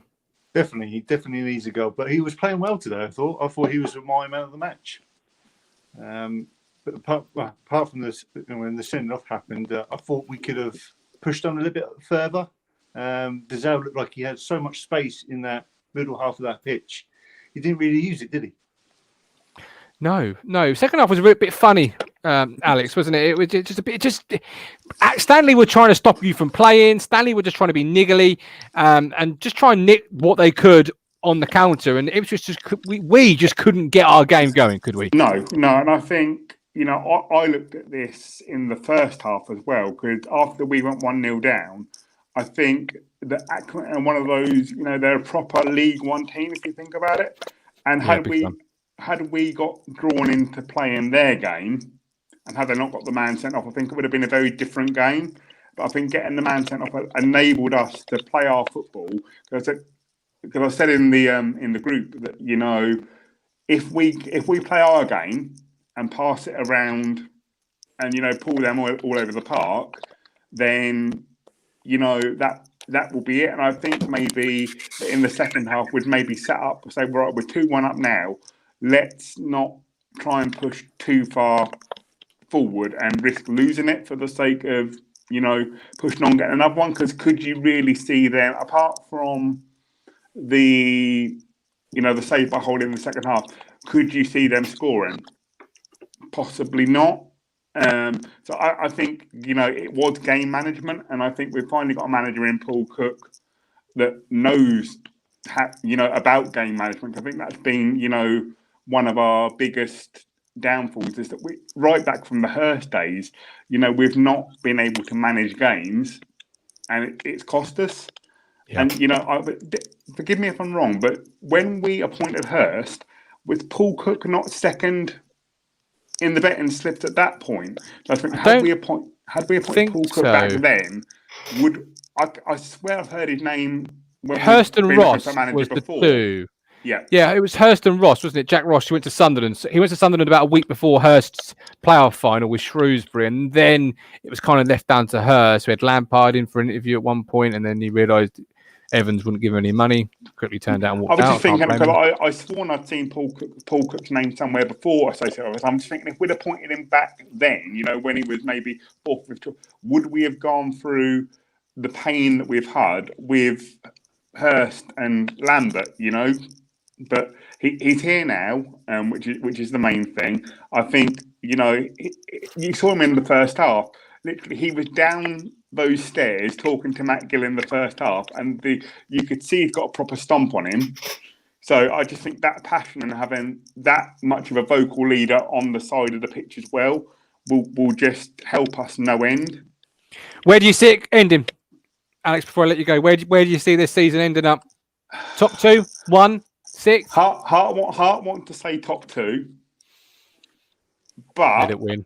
Let it win. I think I'm gonna go third, fourth, possibly, because I think Lincoln and Hull will pick their form up, and I think it'll be those two, and then us as a third or fourth, possibly. Okay, Alex, appreciate you as always. Nice to speak to you again. Lee, what about you? Where do you see this ending? This is Leando.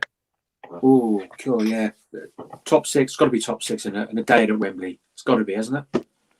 Would you take? A day at Wembley. Got to be. Okay, all right. This is one for you and the guys in the chat. Would you take 6th, 5th, 4th, 3rd, and Wembley and winning it, or not even winning it, but Wembley, or would you take top 2 and not have to worry about the playoffs? You'd always take top 2, wouldn't you? Top 2. You would always take top 2, especially now and where we are. If we were in the top 2, you take that again. But we're so far behind that, aren't we? I think there's too many teams in between us at the moment still, perhaps. I think there's still a lot to play. So in top 2, we would have to win. We're going to have to get more than 49 points, aren't we? But Martin, another 3 points. I know, mate. I know. It's getting closer. It's getting closer. But what can I say? I know my onions. Just going back to the game management, I thought second half we could have managed the game a little bit better, perhaps. And I think you've won the game, Lee. But how can you manage the game any better than that? You've won the game. As I said in the chat, I don't know if it was on Twitter or in some chat. If that had been a boxing match, the ref would have stopped it at half time, because it should have been 4-5. And my man Norwood, he missed a penalty. He shouldn't take a penalty. He's never been. That one he missed at bloody Peterborough last season. It wouldn't have even reached the goal line. So he shouldn't be taking. He shouldn't be taking penalties. And Judge was a bit. I think Judge wanted it, didn't he? Judge was in form. He should have wrapped him around the kneecaps and taken the ball off him, stepped up and put it in the top corner. But it was an awful, awful penalty. But the other chances he missed, I'm thinking, the goalkeeper made a couple of good saves, to be fair. But he scored the winner. And regardless of Callie, I know you're listening, and I know we have banter about this, but he scored the winning goal in the last 3 games. And that's that. But I just think second half we're a little bit frantic, weren't we? And that we couldn't get the game to settle down, and I just felt, perhaps it's just the nervousness in me, that they always had with the way they play, they've always got a flick on and a set piece in them. But we defended it. So definitely top 6 if we continue the same way. Definitely. Yeah, Lee. This is the middle, Lee? Now, does a lot of the the issues of getting the ball and making it stick and making it play? Does that fall on both midfield players? Does that fall on Andre Dazelle? Does that fall more on Teddy Bishop? Where do you place the fact we couldn't get the ball down and play it and keep it and make it stick? Who do you proportion that to? Well, I think it would be a bit of both, really, because both of them are in the middle of that midfield, and they should really take responsibility of the game. Especially with Dazelle, he should really do better. Especially with all the gaps, what was seen in the first half when their man got sent off. It just seemed to be a lot more gaps. Of course, Dazelle could have pinged those passes left, right, and centre, but he didn't do it. No, absolutely. Stuart, welcome in, my man. Sorry to keep you. Oh, great jumper. Who was your favourite house in Game of Thrones? I haven't watched Game of Thrones. This was a Christmas present that my mum gave me, so I haven't particularly watched Game of Thrones. Oh, well, never mind, Stuart. See you later, mate. Welcome back. Sorry. What did you make of our beloved Ipswich Town staff this evening? Oh, well, the second half kind of got me on a little bit on edge, and I said 4-0. I said 4-0 to us, and obviously it was a 2-1. But I'm happy we got 3 points again. It put you on edge. It nearly put me to sleep, Stuart. It was a woeful second half. What about it made you edgy? What about it? At no point did I really think Accrington and Stanley were going to take it from us. I just didn't. If anything, we were going to throw it away ourselves by our own stupid mistakes. Oh, I couldn't count how many mistakes we made. I lost count after the first one we made, but that second half really got me on edge, and it was just poor. But a win's a win at the end of the day. Absolutely. And back to the top six, Lee, middle Lee. It always bugs me that the second place team gets absolutely naff all. And the sixth place team could go to Wembley, have a great day out, win it, and win a trophy. That always sort of bugs me. Like, second place should be more should get something more than just a little silver medal. Well, it should really get a little trophy, really, saying we're going up, we'll see you later, really, isn't it? But but when you're saying about the sixth position, it could have happened to us a number of times, but it didn't really happen, did it? No, and they do get something else. Go on. They get promotion. Yeah, but you've done the hard work, and another team gets that, because for one team in that playoffs, Neil, it's a fairy tale, and we had that in 2000. It's a brilliant day out, but I always felt if you finish second, you deserve a little bit more than just pat on the back and on you go, son. Surely. Well, you're just a failed first place, aren't you? That's true. It's a fine way of putting it, isn't it, Lee? Lee, March coming up, big month. Jim Magilton, Lee. You've been called Jim Magilton in the chat, by the way, Leando. You've been called Jim Magilton lookalike. So take that. I love Jim Magilton. It was Cruncher's fault. He got Cruncher on the pickup line with the. I know. I was there with him, to be fair. Well, yeah. Sadly so. No, a joke. Sadly, no. It was strange times. I was a young, impressionable teenager. Where do you see this month going, and how many points do you think we're going to get from the remainder games? In case you didn't know, we play Gillingham on Saturday, Lincoln, Plymouth, Fleetwood, Portsmouth, and Wigan. 18 points. Well, there's 18. Well, there's 15 points there, isn't there? If we play as we are, and the world is our oyster now. Just like anything, we've got a bit of momentum. We can go on a run. I think as a club, we've not been on a run like that for such a long time. Even under McCarthy, we never had that dream. But there's always one team that comes out of the pack. There's always one team. I think Coventry did a bit last season, didn't they? They sort of hit a bit of form, sort of 2/3 the way in, and they just went on a roll.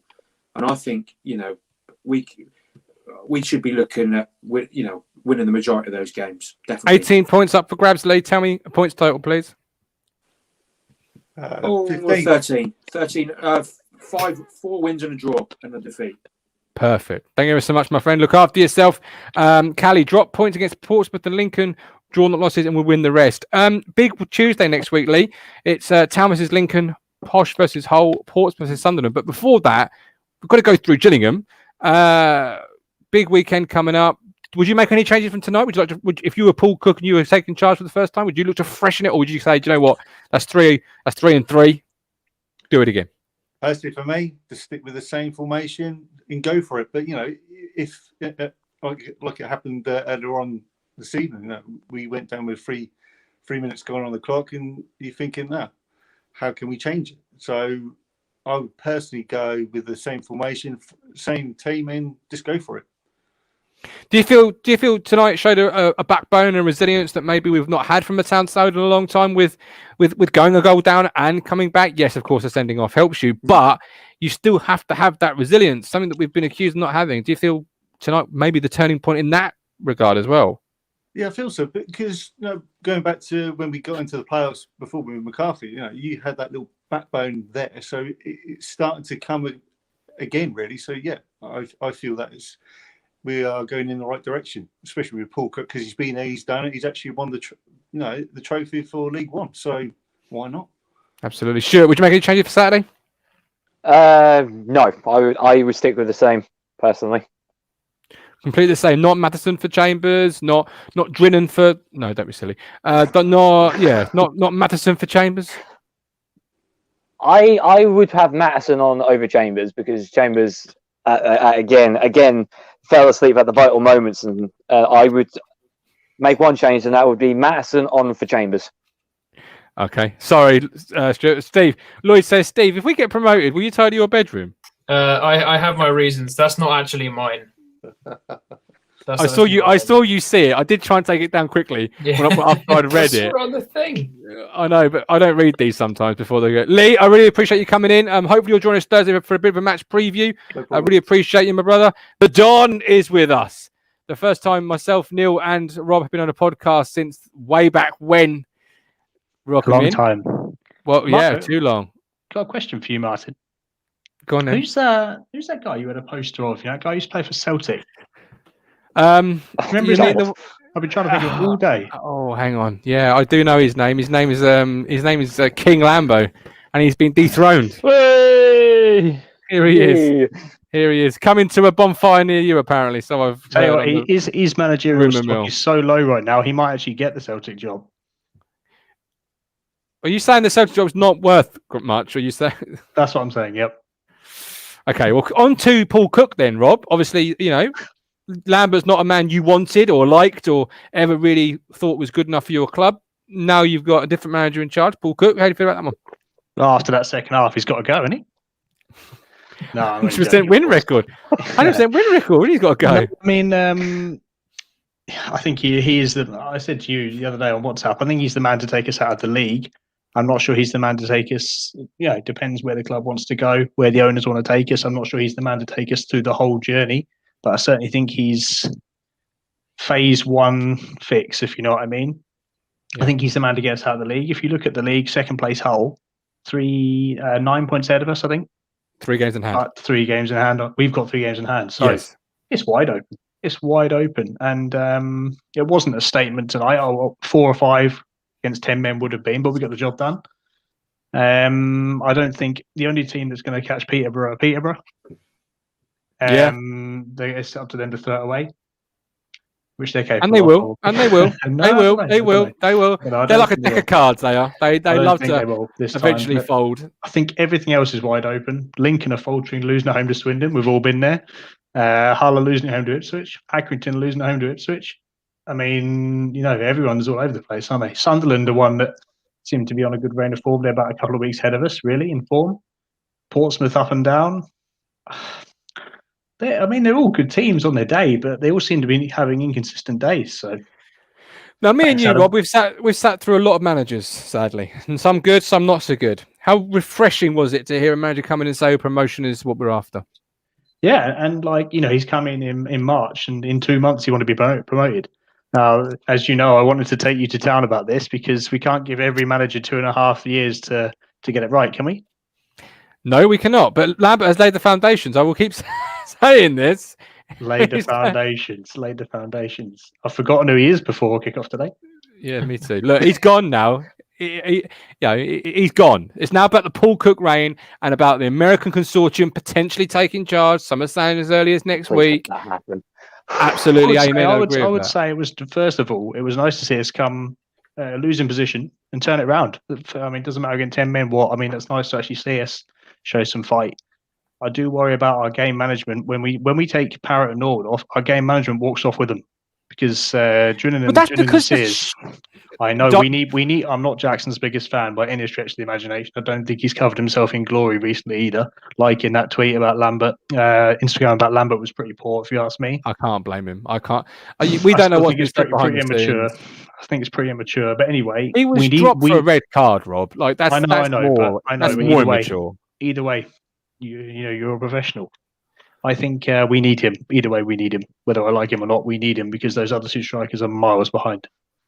Well, we will for Fleetwood because Norwood can't be there, sadly. Well, for a court case. Can't drive there, can he? Lee Anderson, the Don talk sense. Don't tell him that. He won't be able to get out that door behind him. Paul's brother. Look, Stuart, before I let you go and bring in the milk tray man, who I think had beard envy of Alex's earlier. Big month of March. How many points do you think this club can get starting at Gillingham on Saturday? I'm going to say 15. Gillingham will be a hard one, but I think we're going to win that one. But that will be a tough one.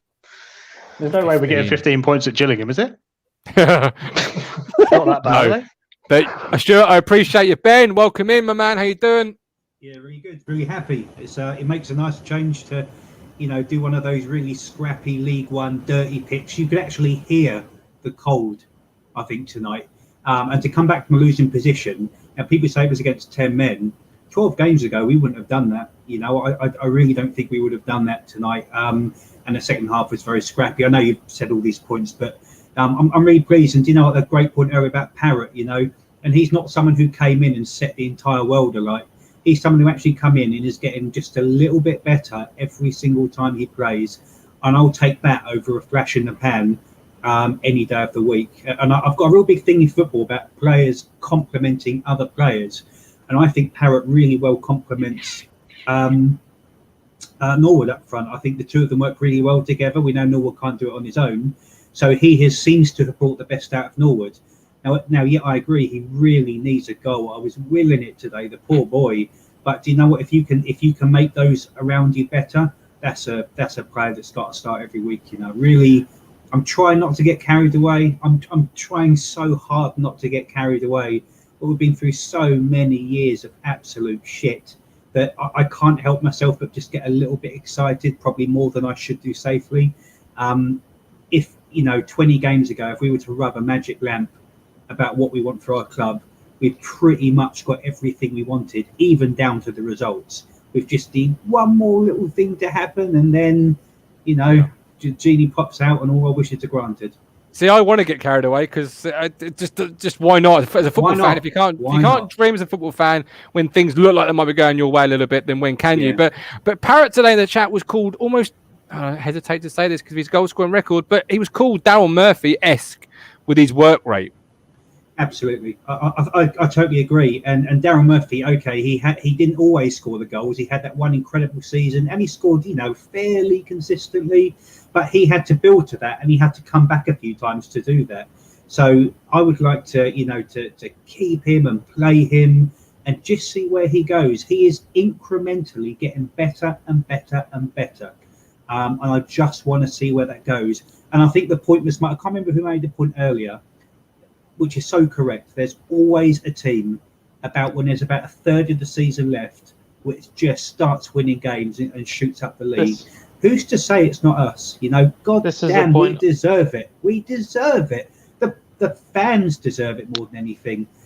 So I think we might just be that team. And when we scored tonight, I actually jumped up and I shouted. And I can't remember the last time I'd done that because it just seems like things might be going our way. And I love it. That was a point I was going to make. The fact that there's always a team that starts getting momentum at this point of the season every year, and every year. It's rarely ever us, if it ever has been, and it's just good that it's happening to us at this moment, and may it continue. Totally. Yeah, it's all coming up too good, Rob, isn't it? Like, new owners potentially on the horizon. Evans no longer here. Lambert no longer here. Paul Cook, a guy that led Wigan to mid-table safety before Wigan became Wigan and had financial, a situation arise. Like, he shouldn't be in League One, full stop, let alone managing Ipswich Town. And then, like, everything is coming up rosy. No, I know what you mean. It's almost a little bit too good to be true, but I'm not going to get carried away because I have no faith in that group of players to actually get us over the line from what I've seen of them. Every time we've needed them, they've thrown us under the bus individually and collectively. I want to see. You should look at Norwood, right? He's actually got his head down and let his football do the talking. After the Twitter thing, after the drink drive thing, after him generally. Do you know what I mean? Like, Nolan Jackson could take a leaf out of his book and just get their head down. I want to see them in the team and help us get over the line now. No other bullshit from them. And that's what we wanted. That's what I was calling for. Way too overboard, admittedly, but that's what I was calling for. You're a good striker. He is the best striker at the club. That was never a question. But stay off of the socials. Get your head down. Do the thing that you're gifted to do, and just go about your business quietly. And it looks like he's done that. So I'll doff my hat and say, well done, James. And I hope this new kind of path that you're going on, where you just does seem like you're putting your head down, I really hope it works out for you, and I hope that, this will make you a better player and a better everything. We all want to see it. He will be the man to score us the goals this year. And if he's had to go through his bad decision-making period of his life, and maybe he's learned a few lessons from that, then, good on you, mate. Good on you, and keep doing it, because we all want to see it. We all want the same thing. Norwood does make a monumental difference. Like, the ball sticks with him even 50-60% of the time. He wins those free kicks when someone's in the back. He's a poor man's Joe Garner, but he's still a rich man's Aaron Drinnan, isn't he? Do you know what I mean? He's between the two, but he's miles closer to a Garner sort of player. He just wins you free kicks. He then, when you're winning, he's down with cramp, and then when he's up again sprinting 15 seconds later, like he's Usain Bolt, he's got all the tricks up his sleeve. Yeah. And he's that player no one really wants to play against. He'd be shushing the crowd with the old finger to the mouth of it if there was people there and so on. So he's a player we've not had a player like him for a long time. Agreed. Absolutely. Harry's certain the takeover is happening. Why would Brett like all the tweets? I agree with Michael Finch up here. He says, I hate the word potential. I want it done now. So do I. I really want it done now. I just want to get part 2 done, and then we can start to really sort of look forward to maybe going forward. And it just doesn't seem Ipswich-esque, Steve, that we could have a takeover while also almost sleepwalking for most of the campaign and then going into the championship. Like, this has been a woeful year from a lot of fans' perspectives, and then suddenly, right at the death, it looks like a Tyson Fury type comeback off the mat, and we're going to absolutely nail it. It's so weird, isn't it? Because it started off promisingly, good results, and then it's just all fell apart in spectacular fashion. We're getting used to the fact that, or we're sort of coming around to the fact that we're going to be spending at least another season in this crap league. And then out of nowhere, literally, it's like all the Christmases have come at once. It's brilliant. We've got a new manager. We've got players back on form. What a takeover happening. Amazing. I totally agree with that, Steve. So much so, my Christmas tree's still bloody up. That's how much I think all my Christmas trees have all. I'll show you. I'm not going to. Oh my god! Not only is it up, but you've got the lights turned on. That thing down till we're promoted, so that might stay up there for a long time. Mate, it could be up there 50 years. I know. You can take the lights off. Your analogy there, the kind of the Tyson Fury thing. I was thinking about this in the car today. We are like that patient that's lying on the hospital bed and flatlining, and someone just comes along and syringes 50 cc's of adrenaline straight into your heart and bounces you back out. That's kind of what I feel our season's been doing. We've got this massive shot of something right where it needs to happen, at just the right time, in just the right way, with the right man to administer the injection. I'm waiting for the punchline, like I'm going to wake up, like this is a really long dream, and my wife's going to wake me up in a minute. It just seems like, what's the catch? What are we not seeing here? This is Ipswich. We only do tragedy. Where is it? I can't find it. It feels like it's just going a bit too smooth, doesn't it? I was just going to say, do you think we've hit rock bottom and we've already bounced, and we didn't realise?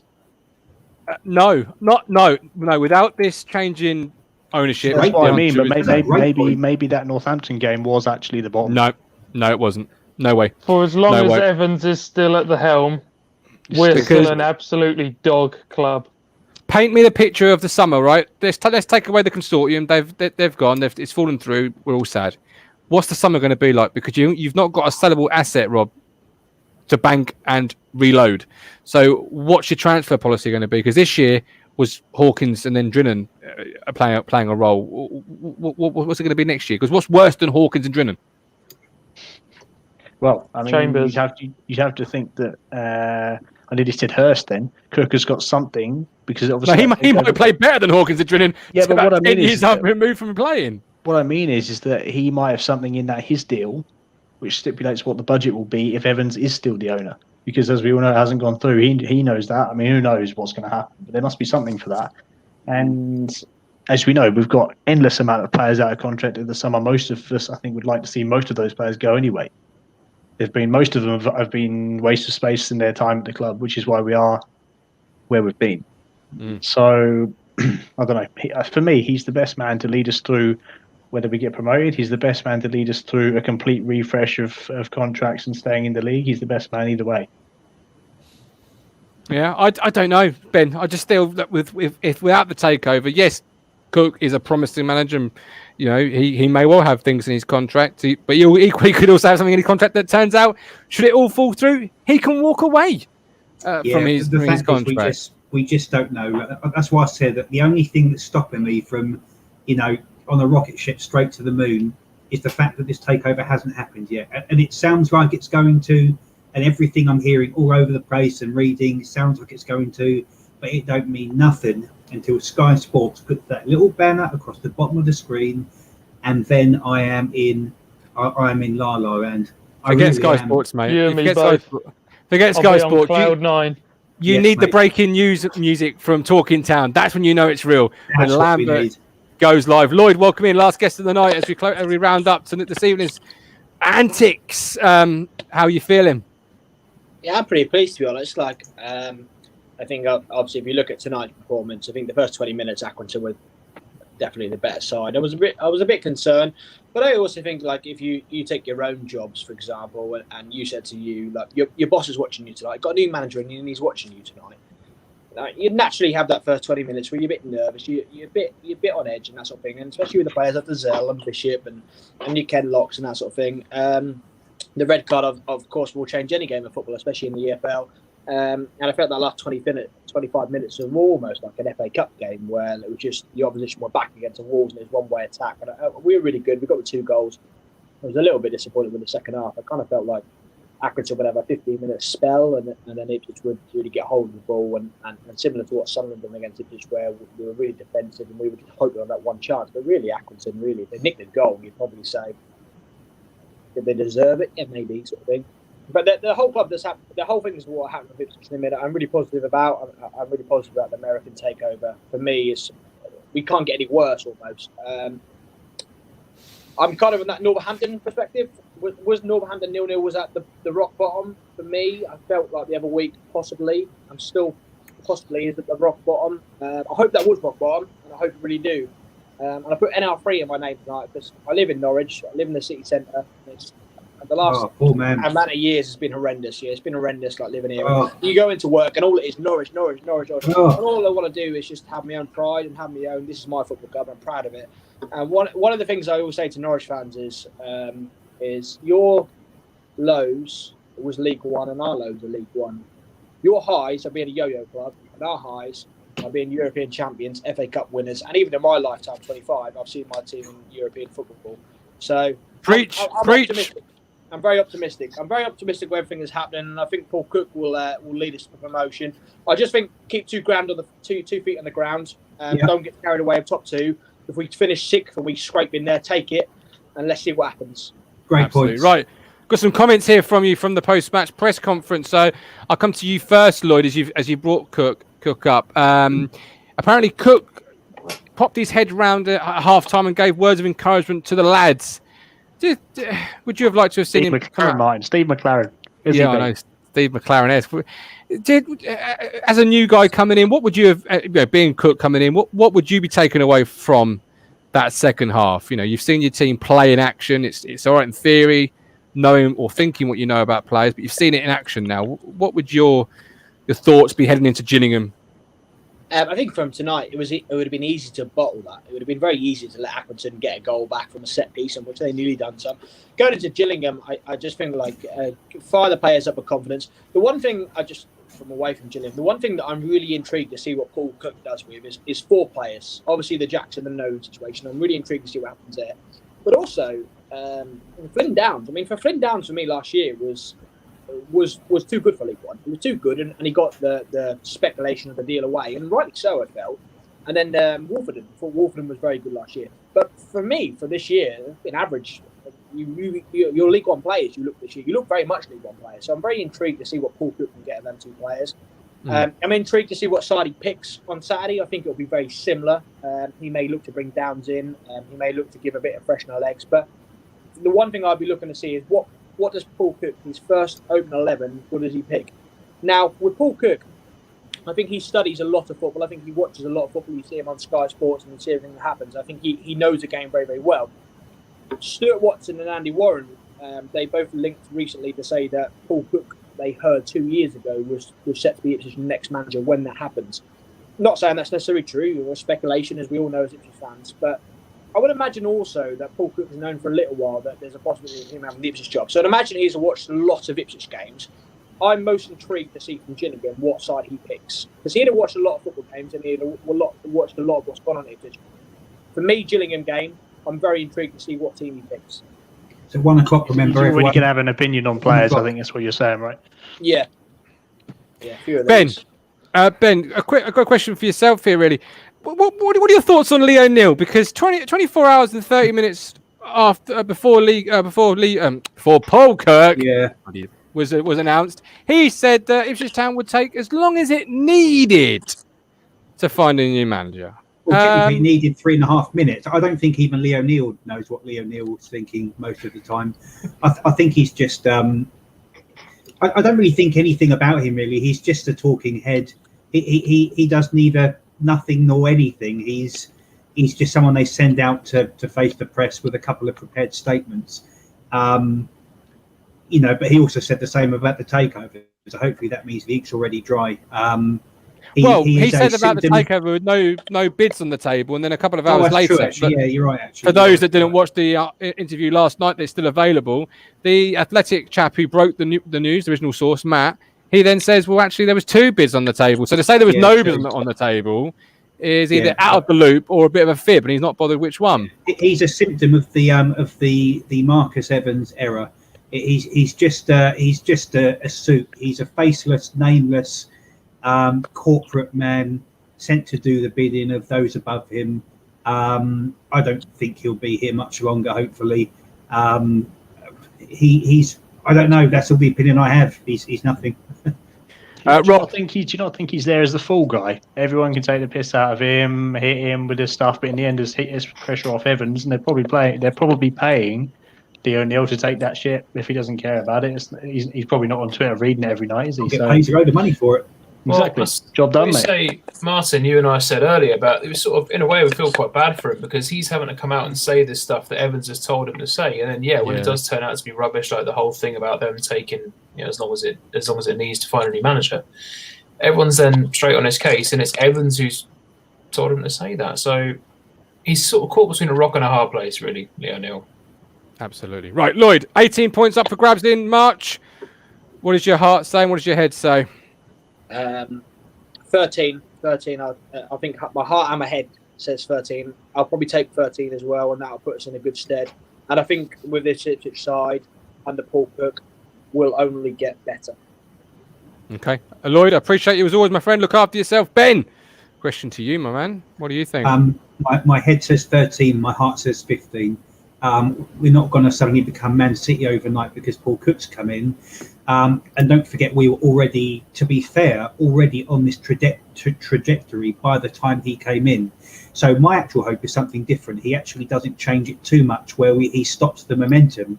It's all very good dragging other players back in, but I don't think he will. I think he's too smart for that. So my head says 13 points, but my heart, a very achievable 15. Okay, Milk Tray Man, you're on with me on Saturday for the match day ticket. Don't forget, 1 p.m. kickoff. I look forward to spending some time with you. Look after yourself. Rob, the Don, what do you say? Yeah, I'm saying 14. Fancy us to... I think we're going to be in every game. And to be honest, we were in every game most of the season. I think we've only taken one hiding at Doncaster away, really. We've been in every game despite being poor. I think we'll be in all of the games, and I fancy us to lose one, draw a couple. Portsmouth away, by the way, I think is that one. I think it's in March, isn't it? It is, yep. No, Neil says 16. Josh says, Josh, I thought I'd see you in the VIP area tonight. I hope you're well. 17. Neil, what about you? Maybe 14. 14. I don't think that's been. I think that's him being positive there, Steve. I think that's him He's being not shocked absolutely. about 14, is he? Okay, Steve, how about you? I'll say 15. 15. Yeah, I'm going to go 15 as well. I think Portsmouth will be the one game we'd probably drop points on. I hope, it could go either way. I take a point there. Mick McCarthy won't even leave Ipswich to take a point there. No, David leave. No, I agree. No, I completely agree with you. 16 says Nate King. Christopher Martin, we appointed Paul Cook, not Paul Daniels. How's he going to get all these points with the same group of players? Well, this is it. This is what remains to be seen, but we'll be there every step of the way. We are back on Thursday for the Thursday night preview show. Joining me on Thursday's show is two wonderful people. They are Hawks and Mike Brown. Let's see how Hawks is feeling after another James Norwood goal, shall we? Possibly Windows and Lowestoft are in danger after all. But until next time, thank you all for watching. Look after yourselves. See you Thursday, 8:30.